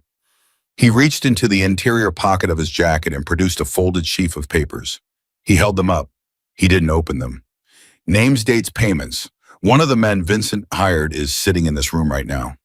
He looked around slowly, deliberately, the way someone looked when they already knew exactly where to look and were letting the room feel the weight of that. I'll let him decide whether to stand up or wait for me to say his name. 5 seconds of silence. Then at a table near the back, a man in his 40s stood up and walked out of the Iron Cross without saying a word. The door opened and closed, and the sound of it was so loud in the stillness that several people flinched. Vincent watched him go. His face was still controlled, still composed, but something behind the composition had shifted something. Load-bearing had given way. "Cast your vote," Dutch Ferris said to him. His voice was completely neutral. Vincent looked at Piper. He looked at her the way he had before the full weight of his attention held for several seconds. And she looked back at him the same way she'd looked at him from the moment she'd walked through the door steadily, without flinching, with the specific quality of someone who had decided who they were before they walked in and was not going to revise it based on what they found inside. "Retain," Vincent said. Dutch Ferris wrote it down. 4-1 founding council motion to remove carries. Vincent Cross is removed from the presidency of the Dust Devils MC, effective immediately under founding charter authority. He closed the ledger. It was done. The room was very quiet. And then it wasn't. The noise came back in a rush, the compressed energy of 60 people releasing simultaneously, voices everywhere, the specific organized chaos of a collective trying to process something enormous. Piper stood in the middle of it and breathed. Her cheeks still burned where Vincent had struck her. Her legs, which had been locked in position for the last 20 minutes, were shaking slightly. She could feel it, a fine tremor she hoped nobody else could see. Lily was beside her immediately. "You did it," she said. She said it quietly close to Piper's ear, under the noise of the room. "We did it," Piper said. "No," Lily shook her head. "You stood in front of Vincent Cross and didn't blink. We were all behind you. You were the front." A pause. "That was you." Silas reached her next. He put a hand briefly on her shoulder, not a hug, not a gesture that claimed more than she'd offered, just a contact brief, and certain the kind men like him made when words were too slow. "Your grandfather would have laughed," he said. Out loud, the embarrassing kind. He would have been completely insufferable about it for weeks. Piper's throat tightened. She nodded once. She didn't trust her voice. Raymond Cade came last. He stopped in front of her and looked at her for a moment in the same way he'd looked at her when he'd first appeared, assessing thorough the eyes of a man who gave nothing away until he'd decided to. "You know, the call on Sunday was a test," he said. "I figured that out," she said. "You passed it the right way." He looked at the jacket. "Earl told me years ago that if anything ever happened to him, the patch would find its way to the right person." He was talking about an heir he hadn't identified yet. He paused. "I think he was talking about you before he fully knew he was talking about you." Her mother appeared at her side. She came through the crowd with the focused movement of someone who'd been holding themselves together at a distance and had run out of distance to hold. She put her arm around Piper's shoulders and pulled her close without ceremony, without any of the careful maternal restraint she'd been maintaining for days. "We're going home," she said. To Piper, not to the room. To her daughter. "We're going home, and I'm making whatever you want for dinner, and tomorrow is a school day." "Mom." "School day, Piper." Despite everything, the cheek that still burned the room, still buzzing with the aftermath of what had just happened, the weight of the jacket on her shoulders, Piper almost laughed. Vincent Cross left the Iron Cross while the room was still processing the vote. He left without drama, without a final statement, without any of the closing theater she'd half expected.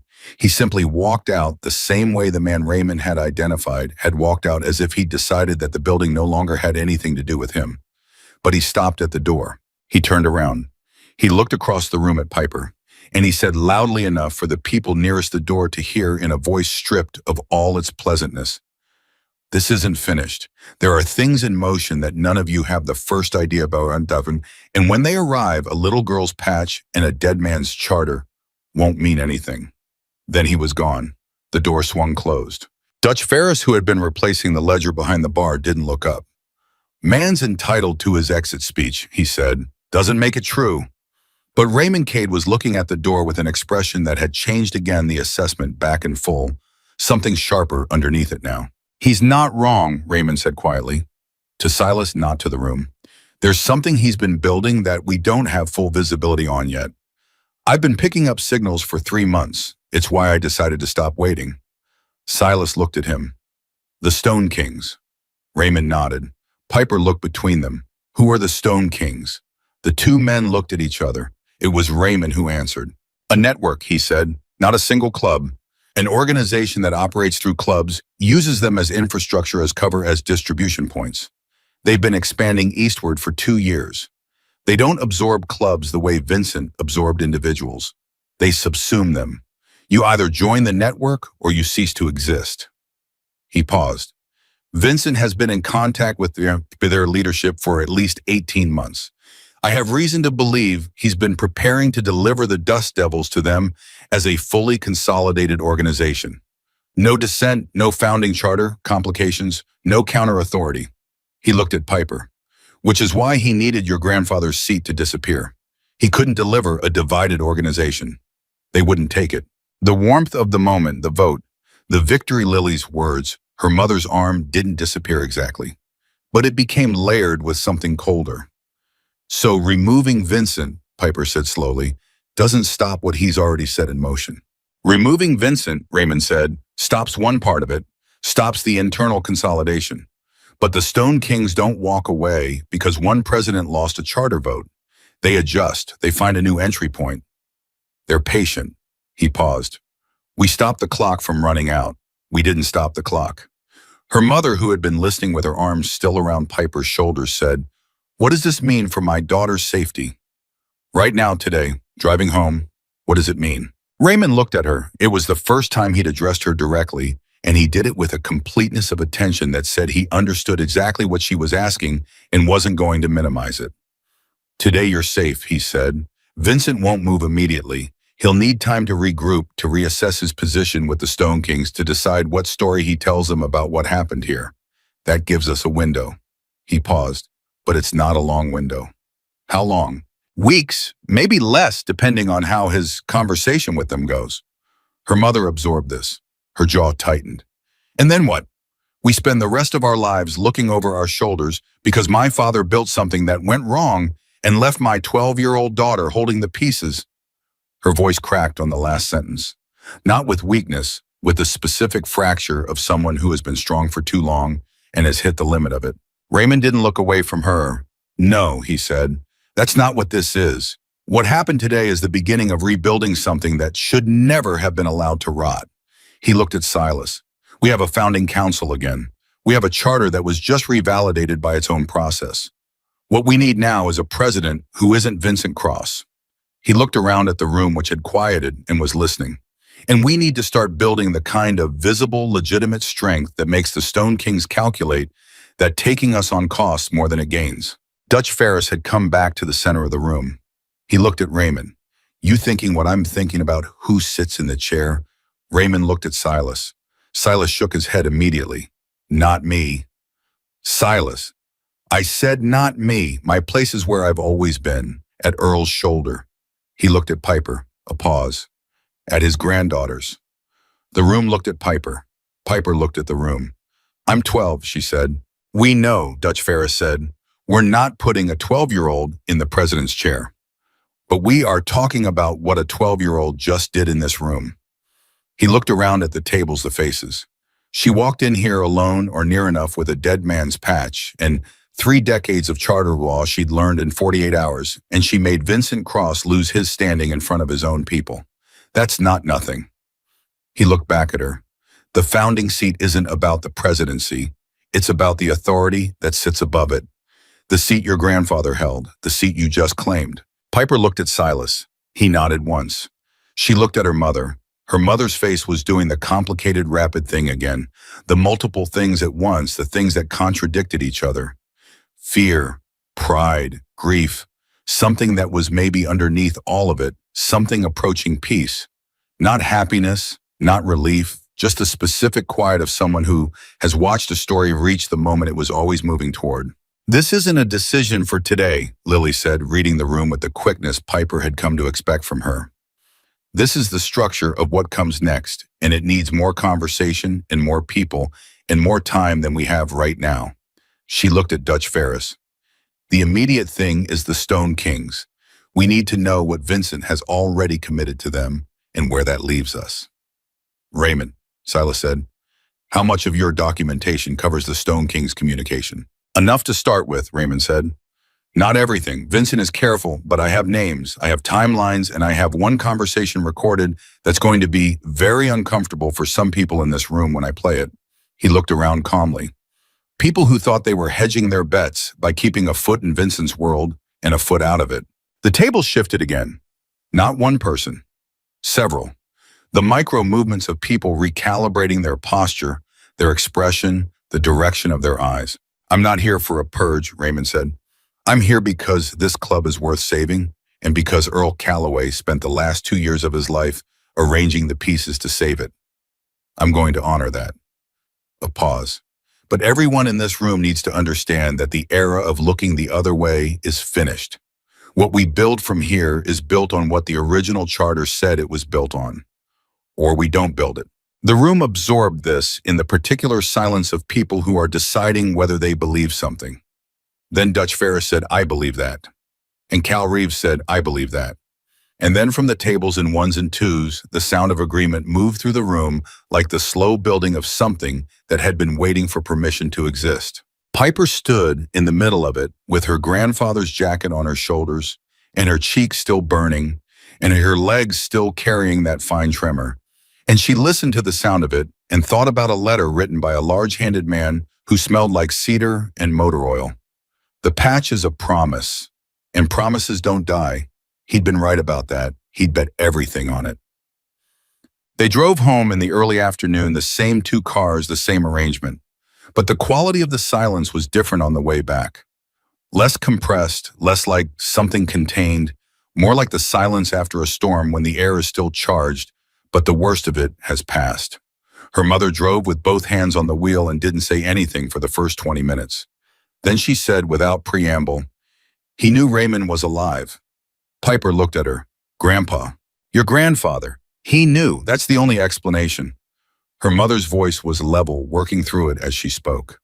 Silas didn't know.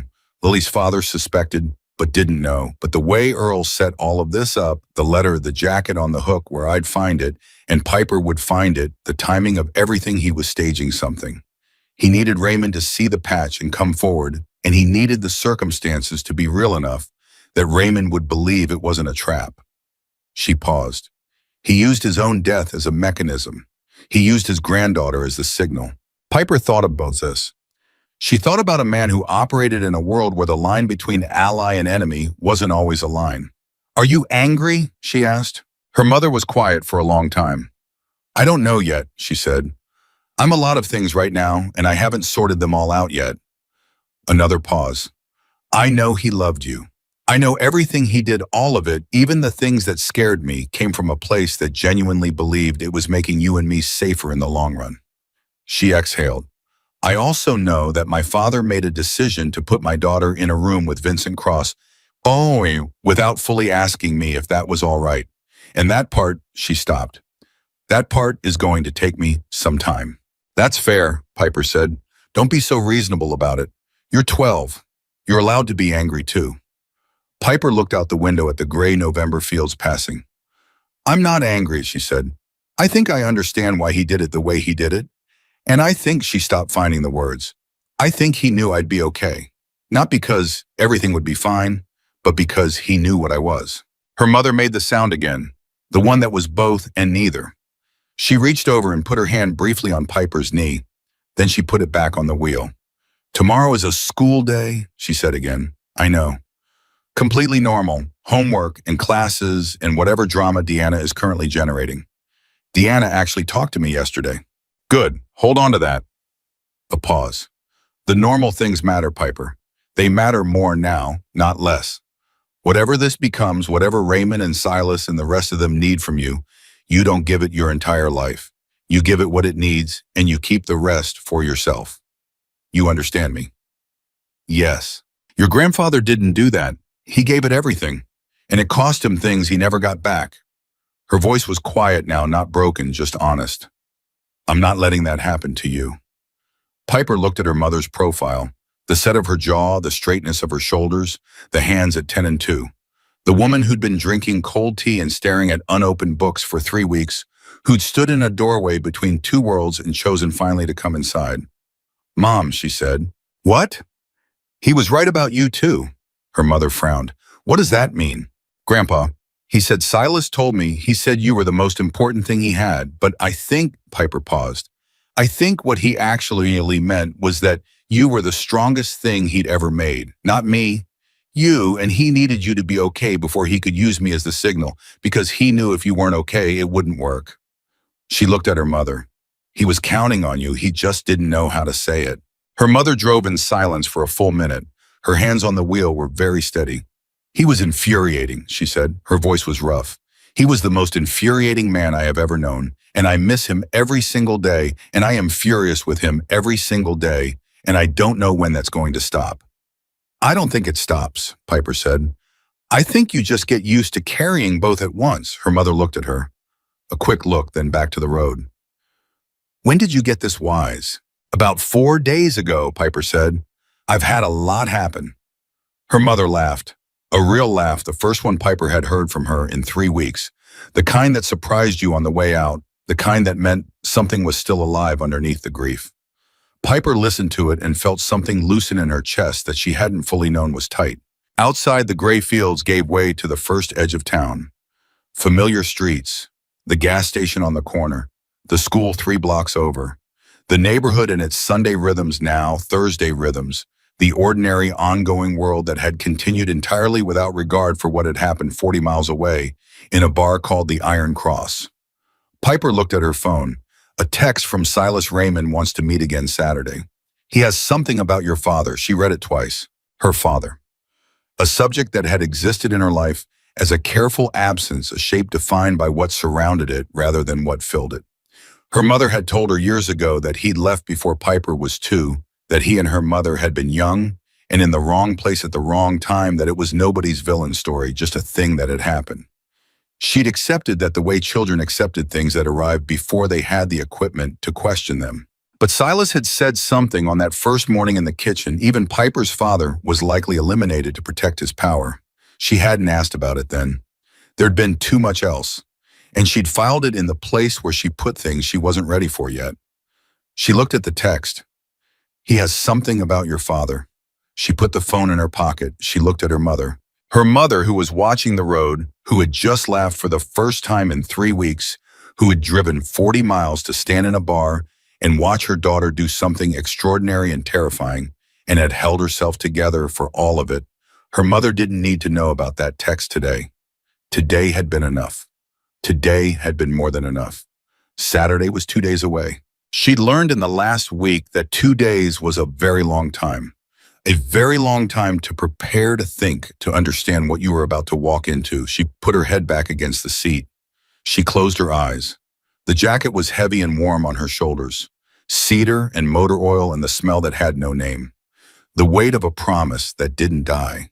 She breathed it in and let the miles go by. Saturday came in cold and clear. The kind of morning that had no ambiguity in it, no soft edges, just the hard, bright fact of November light on everything it touched. Raymond Kate arrived at the house at 9. Not Silas. Raymond came alone, which told Piper something, before he had said a word, that what he was carrying was something he had decided belonged specifically between him and her, without the mediation of anyone else's history with it. He knocked. She answered. He looked at her for a moment in that thorough way of his and then said, "Is your mother home?" "Yes." She should hear this too. Her mother came to the door. She looked at Raymond with the expression she developed over the last week for people who arrived at her house carrying difficult things, a careful neutrality that was its own form of preparation. She stepped back and let him in. They sat in the kitchen. Same table, same chairs.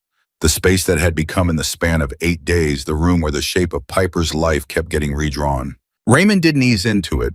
She was already learning that about him, that he'd spent 6 years underground communicating in controlled bursts, and that directness had become so habitual, it was structural now.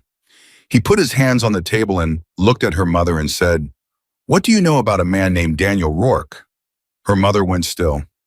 Not the careful stillness of preparation, the stillness of recognition arriving faster than expected. "He was Piper's father," she said. "Yes. We were together for 3 years. He left when Piper was 18 months old." Her mother's voice was even, but Piper knew her well enough to hear what was underneath the evenness, something that wasn't entirely past tense. I told Piper it was a mutual thing, that we were young and it didn't work. A pause. That was the version of the story I was given and told to keep. Raymond looked at her carefully. Who gave you that version? Her mother's jaw tightened. My father. Raymond nodded slowly. Daniel Rourke didn't leave. He said he was removed. The kitchen was very quiet. Removed, Piper said. The word sat wrong in her mouth. What does that mean? It means he was told to go in terms that didn't allow for negotiation. It means pressure was applied to him, to his work, his finances, his sense of what staying would cost your mother and you, until staying became something he couldn't justify. Raymond's voice was level, not unkind. He didn't want to go. I knew Daniel. Not well, but I knew him. He was a decent man who made the mistake of falling in love with Earl Calloway's daughter during a period when Vincent Cross was consolidating his influence and looking for leverage points. Vincent did this, Piper said. Vincent identified Daniel as a vulnerability. Earl's daughter in a serious relationship with an outsider. Someone with no ties to the club world, no understanding of it, no reason to keep its secrets. Vincent made an argument to your grandfather that Daniel was a liability. That if things ever got complicated legally, Daniel was exactly the kind of person who'd cooperate with the investigators without understanding what cooperating would cost. Raymond paused. Your grandfather didn't order Daniel removed, but he didn't stop it either. He let Vincent handle it, and the way Vincent handled things, he destroyed him, her mother said. It wasn't a question. Her voice had gone very flat, the flatness of someone who has just had a long-standing wrong confirmed. He made sure Daniel had nothing left in this state, no job, no prospects, no reason to stay.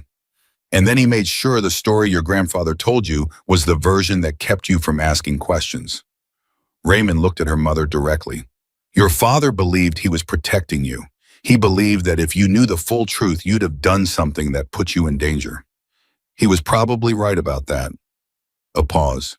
He was wrong about everything else. Her mother stood up. She walked to the window. She stood there with her back to the room and her hands pressing flat against the counter's edge, and Piper watched her shoulders rise and fall with a breath that was doing an enormous amount of structural work. Where is Daniel now? Piper asked. She asked it quietly. She asked it like someone approaching a door that might not open. Raymond reached into his jacket again, the same jacket, the same interior pocket, and produced a single folded piece of paper. He slid it across the table. Piper looked at it but didn't touch it yet. He's in Knoxville, Raymond said. He's been there for 9 years. He has a job, a house. He never remarried. A pause. He's been following news from this area for a long time. He knows Earl died. Another pause. He sent me a message 4 days ago, through a channel he's been keeping open for years on the chance that something changed. What did he say?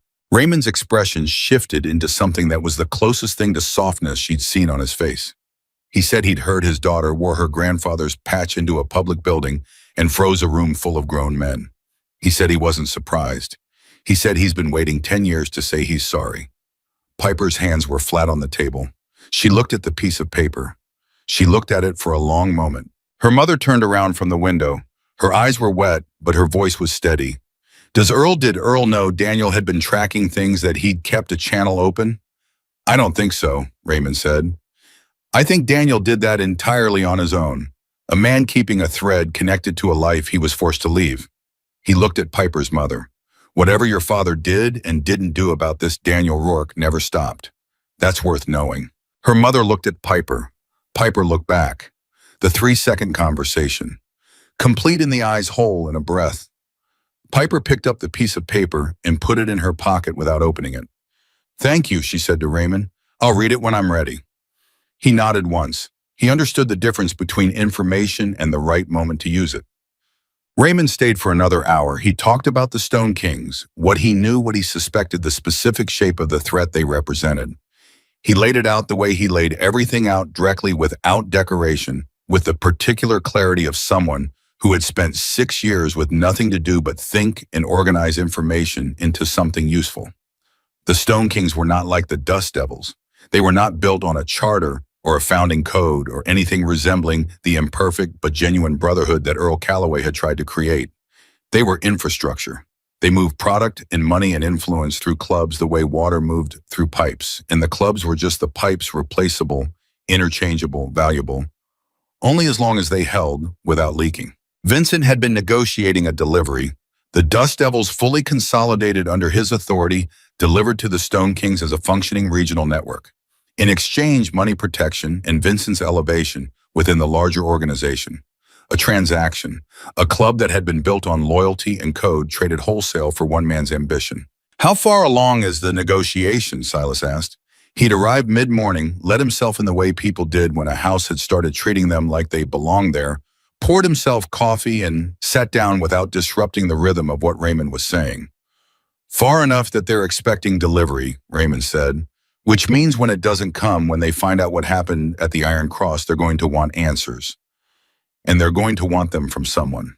"Vincent," Piper said. "First from Vincent." "Yes, but Vincent is going to tell them that the deal fell apart because of interference from the founding charter structure. He's going to tell them the club isn't as consolidated as he represented, and that there are people holding founding authority who complicated his ability to deliver." Raymond looked at her. "He's going to tell them about you." Piper absorbed this. "So the Stone Kings are going to know who I am." "They probably already do. And they're going to see me as the reason their deal didn't close." "Yes." "Good," Piper said. Everyone in the room looked at her.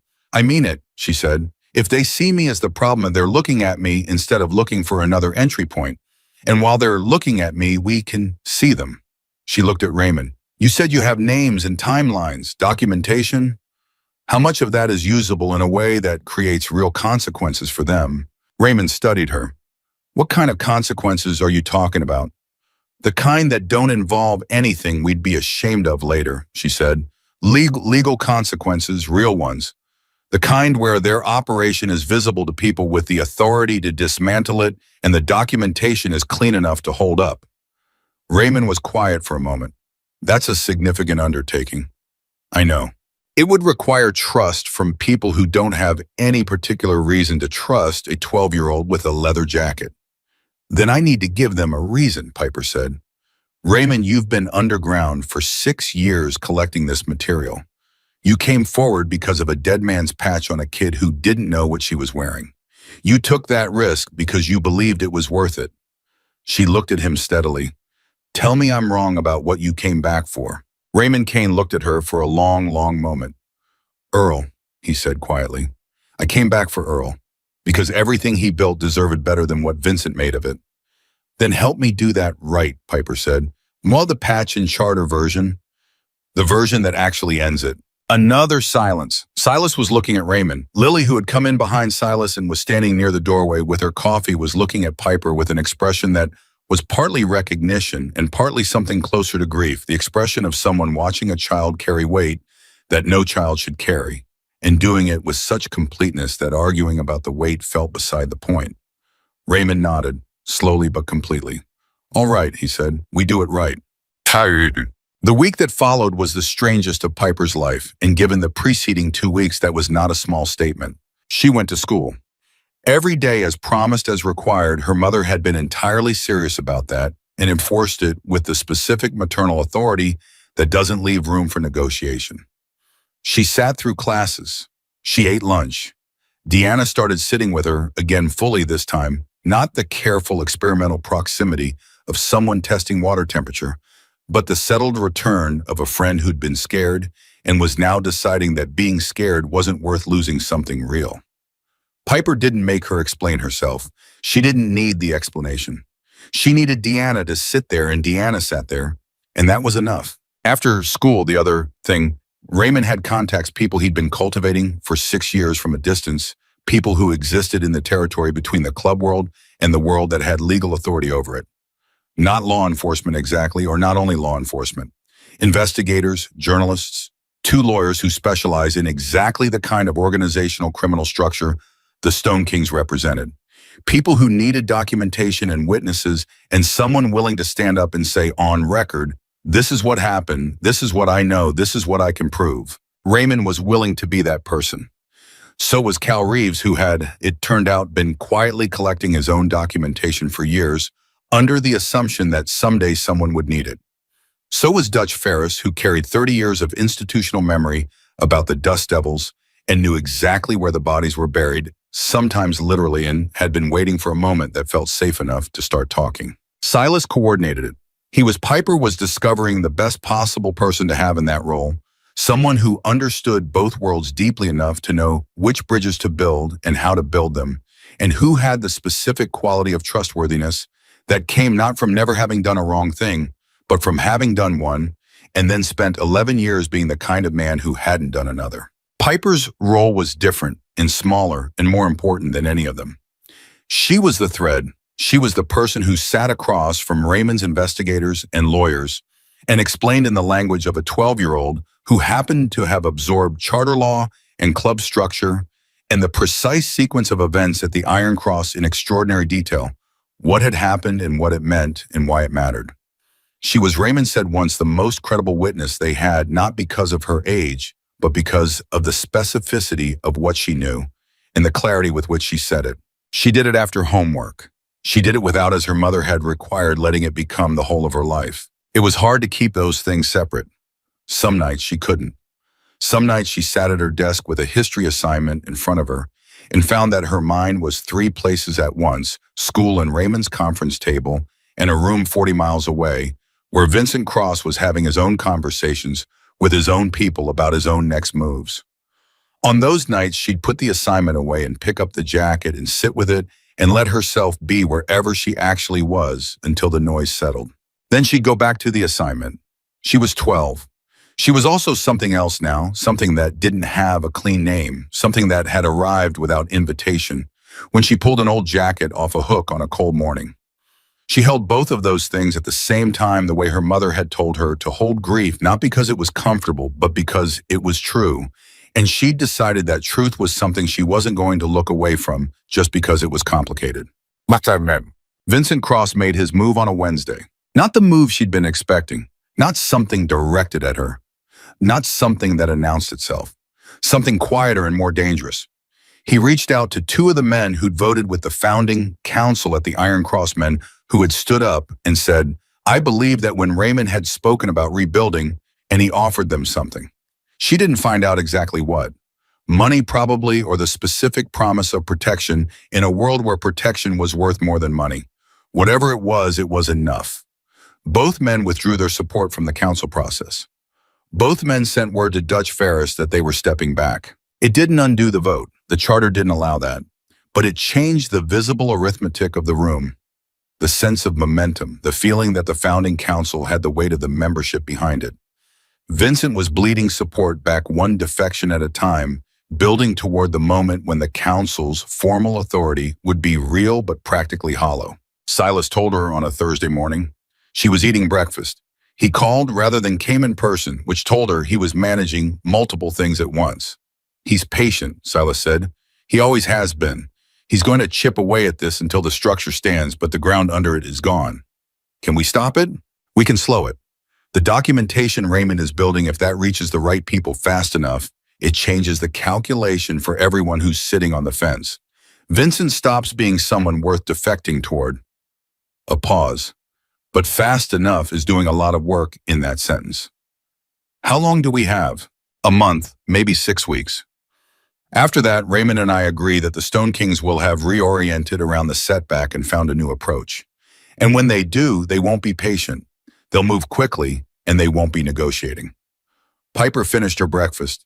She looked at the jacket hanging on the hook by the kitchen door, the hook her grandfather had always used. "Then we have to move first," she said. "Yes. Raymond's documentation, is it ready to go to the investigators?" "Almost." "What does almost mean?"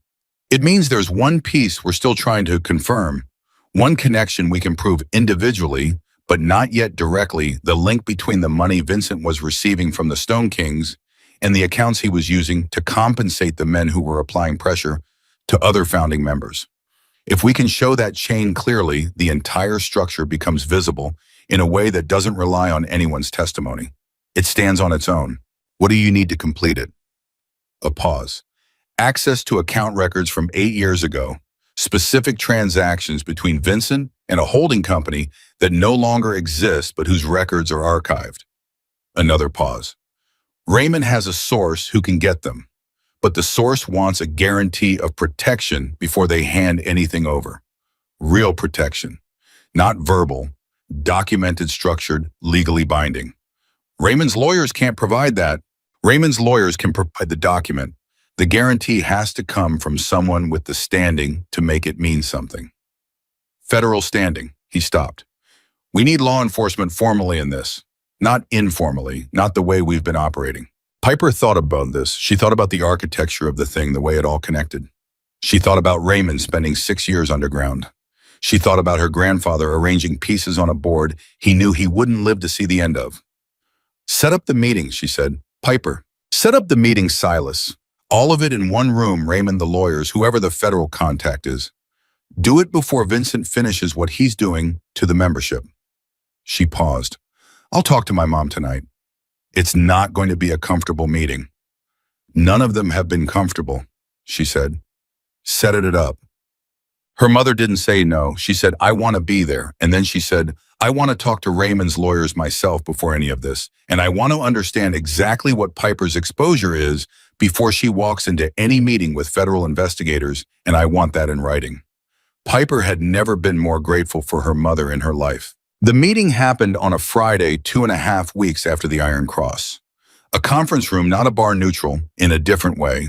The neutrality of an official space with its legal furniture and its recessed lighting and the specific absence of anything resembling color or warmth. Raymond was there. Silas, Lily, 2 lawyers who had the compressed economical manner of people who'd spent careers working in high-stakes spaces and had stopped finding them dramatic. And 2 federal investigators who introduced themselves with first names only and spent the first 10 minutes doing very little except listening and watching. Piper sat beside her mother.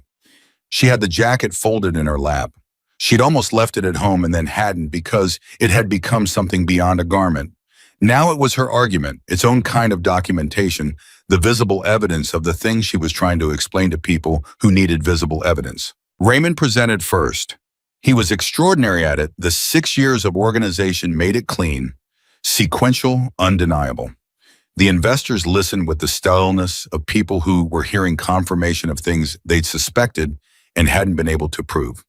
One of them, the woman, took detailed notes without looking away from Raymond, the specific multitasking of someone whose profession required simultaneous reception and documentation. When Raymond finished, the male investigator looked at Piper. You were at the Iron Cross, he said. You witnessed the breach of neutral ground law, the founding council vote, and Cross's statement before he left. Yes. And you're willing to provide that testimony formally. Yes. You understand what that means. You understand that once you're on record with us, this process has a formal momentum that's difficult to interrupt. I understand, Piper said. I'm not looking to interrupt it. He looked at her for a moment with the expression of someone recalibrating their expectations. Then he looked at her mother. And you're consenting to this. Her mother had the expression she'd worn at every meeting where someone underestimated what she was, calm, complete, and caring more than was visible. With the protections we discussed with counsel, she said, yes. The investigators looked at each other. Something passed between them, the compressed professional communication of people who'd worked together long enough to have a language without words. The account records your source has, the woman said to Raymond. If we provide formal protection documentation, how quickly can they deliver? 48 hours, Raymond said. Then let's talk about what formal protection looks like, she said. And they did. For 2 hours in the neutral space with the recessed lighting, they built the thing that Raymond had been working toward for 6 years and that her grandfather had been trying to create the conditions for in the last years of his life. The bridge between the old world and the one that had the actual authority to dismantle what Vincent Cross had built. Piper didn't speak much after the initial exchange. She didn't need to. She'd said what she was there to say. She sat with the jacket in her lap and listened to the architecture of it being constructed and felt for the first time since she'd found that jacket on the hook that the thing she was carrying had found something solid enough to be set down on. Not finished, not safe, not yet, maybe not for a while, but solid. The account records arrived in 39 hours. Raymond's source, freed by the protection documentation, delivered everything, and it was more than even Raymond had hoped for. Not just the chain between Vincent and the Stone Kings. Account histories going back 12 years. Payments to people who'd been pressured. Payments from people who'd paid for protection. The money trail of an organization that had taken something built on loyalty and code and turned it into a machine for extraction, leaving the language of brotherhood in place as cover for something that had nothing to do with brotherhood at all. Silas called her when the records came through. He called at 7 in the morning, which meant he'd been up all night. "It's enough," he said. "Raymond's lawyers say it's enough. The investigators agree." Piper was standing in her bedroom, still in her pajamas, phone against her ear. "When do they move?" "They're moving now. Warrants went through last night. Vincent Cross is being taken into custody this morning." A pause. "There are 14 other names on the warrant. Club members Stone Kings contacts 2 financial intermediaries who thought they were insulated." Another pause, different in quality. "It's real, Piper. This is actually happening." She sat down on her bed. She put one hand on the jacket, which was folded on the chair where it always was now. "Silas," she said. "Yeah. Was it enough? What we did, is it enough to actually fix it? Not just Vincent, the whole thing." He was quiet for a moment, not the hesitating quiet, the honest quiet. "The club," he said. "No, not by itself. It's going to take years. There are people who are going to have to decide who they want to be. And some of them are going to choose wrong, and we're going to have to deal with that. The charter is real, but rebuilding what it was supposed to mean, that's a long road." He paused. "But is what happened enough to change the direction, to stop what was coming and put something different in its place?" A pause. "Yeah, I think it is." "Grandpa would have wanted to see it," she said. "Yes," Silas said, "he would have." A pause. "I think he did in whatever way the dead get to see things. I think he had a pretty good idea of how it was going to go." "He was infuriating," Piper said. Silas laughed, a genuine laugh, the kind that had some grief in it, and some warmth, and something that was almost joy. "He absolutely was the most infuriating man I've ever known, and I've known some very infuriating men." She smiled. She hadn't expected to. "Thank you," she said, "for coming to the cafeteria, for all of it." "Earl asked me to watch out for you," Silas said. "I always intended to, I just didn't know it was going to look like this." A pause. "I didn't know you were going to be what you turned out to be." "What did I turn out to be?" He was quiet for a moment. She could hear him in it, thinking about how to say the thing correctly. "His," Silas said finally, "completely and entirely his, and completely and entirely your own, both at the same time." A pause. "He was right about you. He was right about everything that mattered a ton." She sat on her bed for a moment after they hung up, hand on the jacket, the morning light coming through the window, at an angle that made the leather look gold. She thought about a man who smelled like cedar and motor oil, who folded newspapers in thirds, who laughed at his own jokes before he finished them, who had built something, watched it get taken, and spent his last years quietly rebuilding the conditions for it to be taken back, who had placed his final bet on a 12-year-old who didn't know the game existed, who had been right. She got up and got dressed. She put on the jacket. She went downstairs. Her mother was at the table with actual hot coffee, a book open in front of her. Open and read the pages bent with the comfortable flex of someone who'd been turning them. She looked up when Piper came in. "Silas called you," she said. She'd heard Piper's voice through the floor. "Yes." And it's happening this morning." Her mother absorbed this. She looked at the jacket. She looked at Piper wearing it, and for a moment her expression contained everything it had contained over the last 3 weeks. The fear and the anger and the grief and the complicated love for a father who had been impossible and necessary and gone.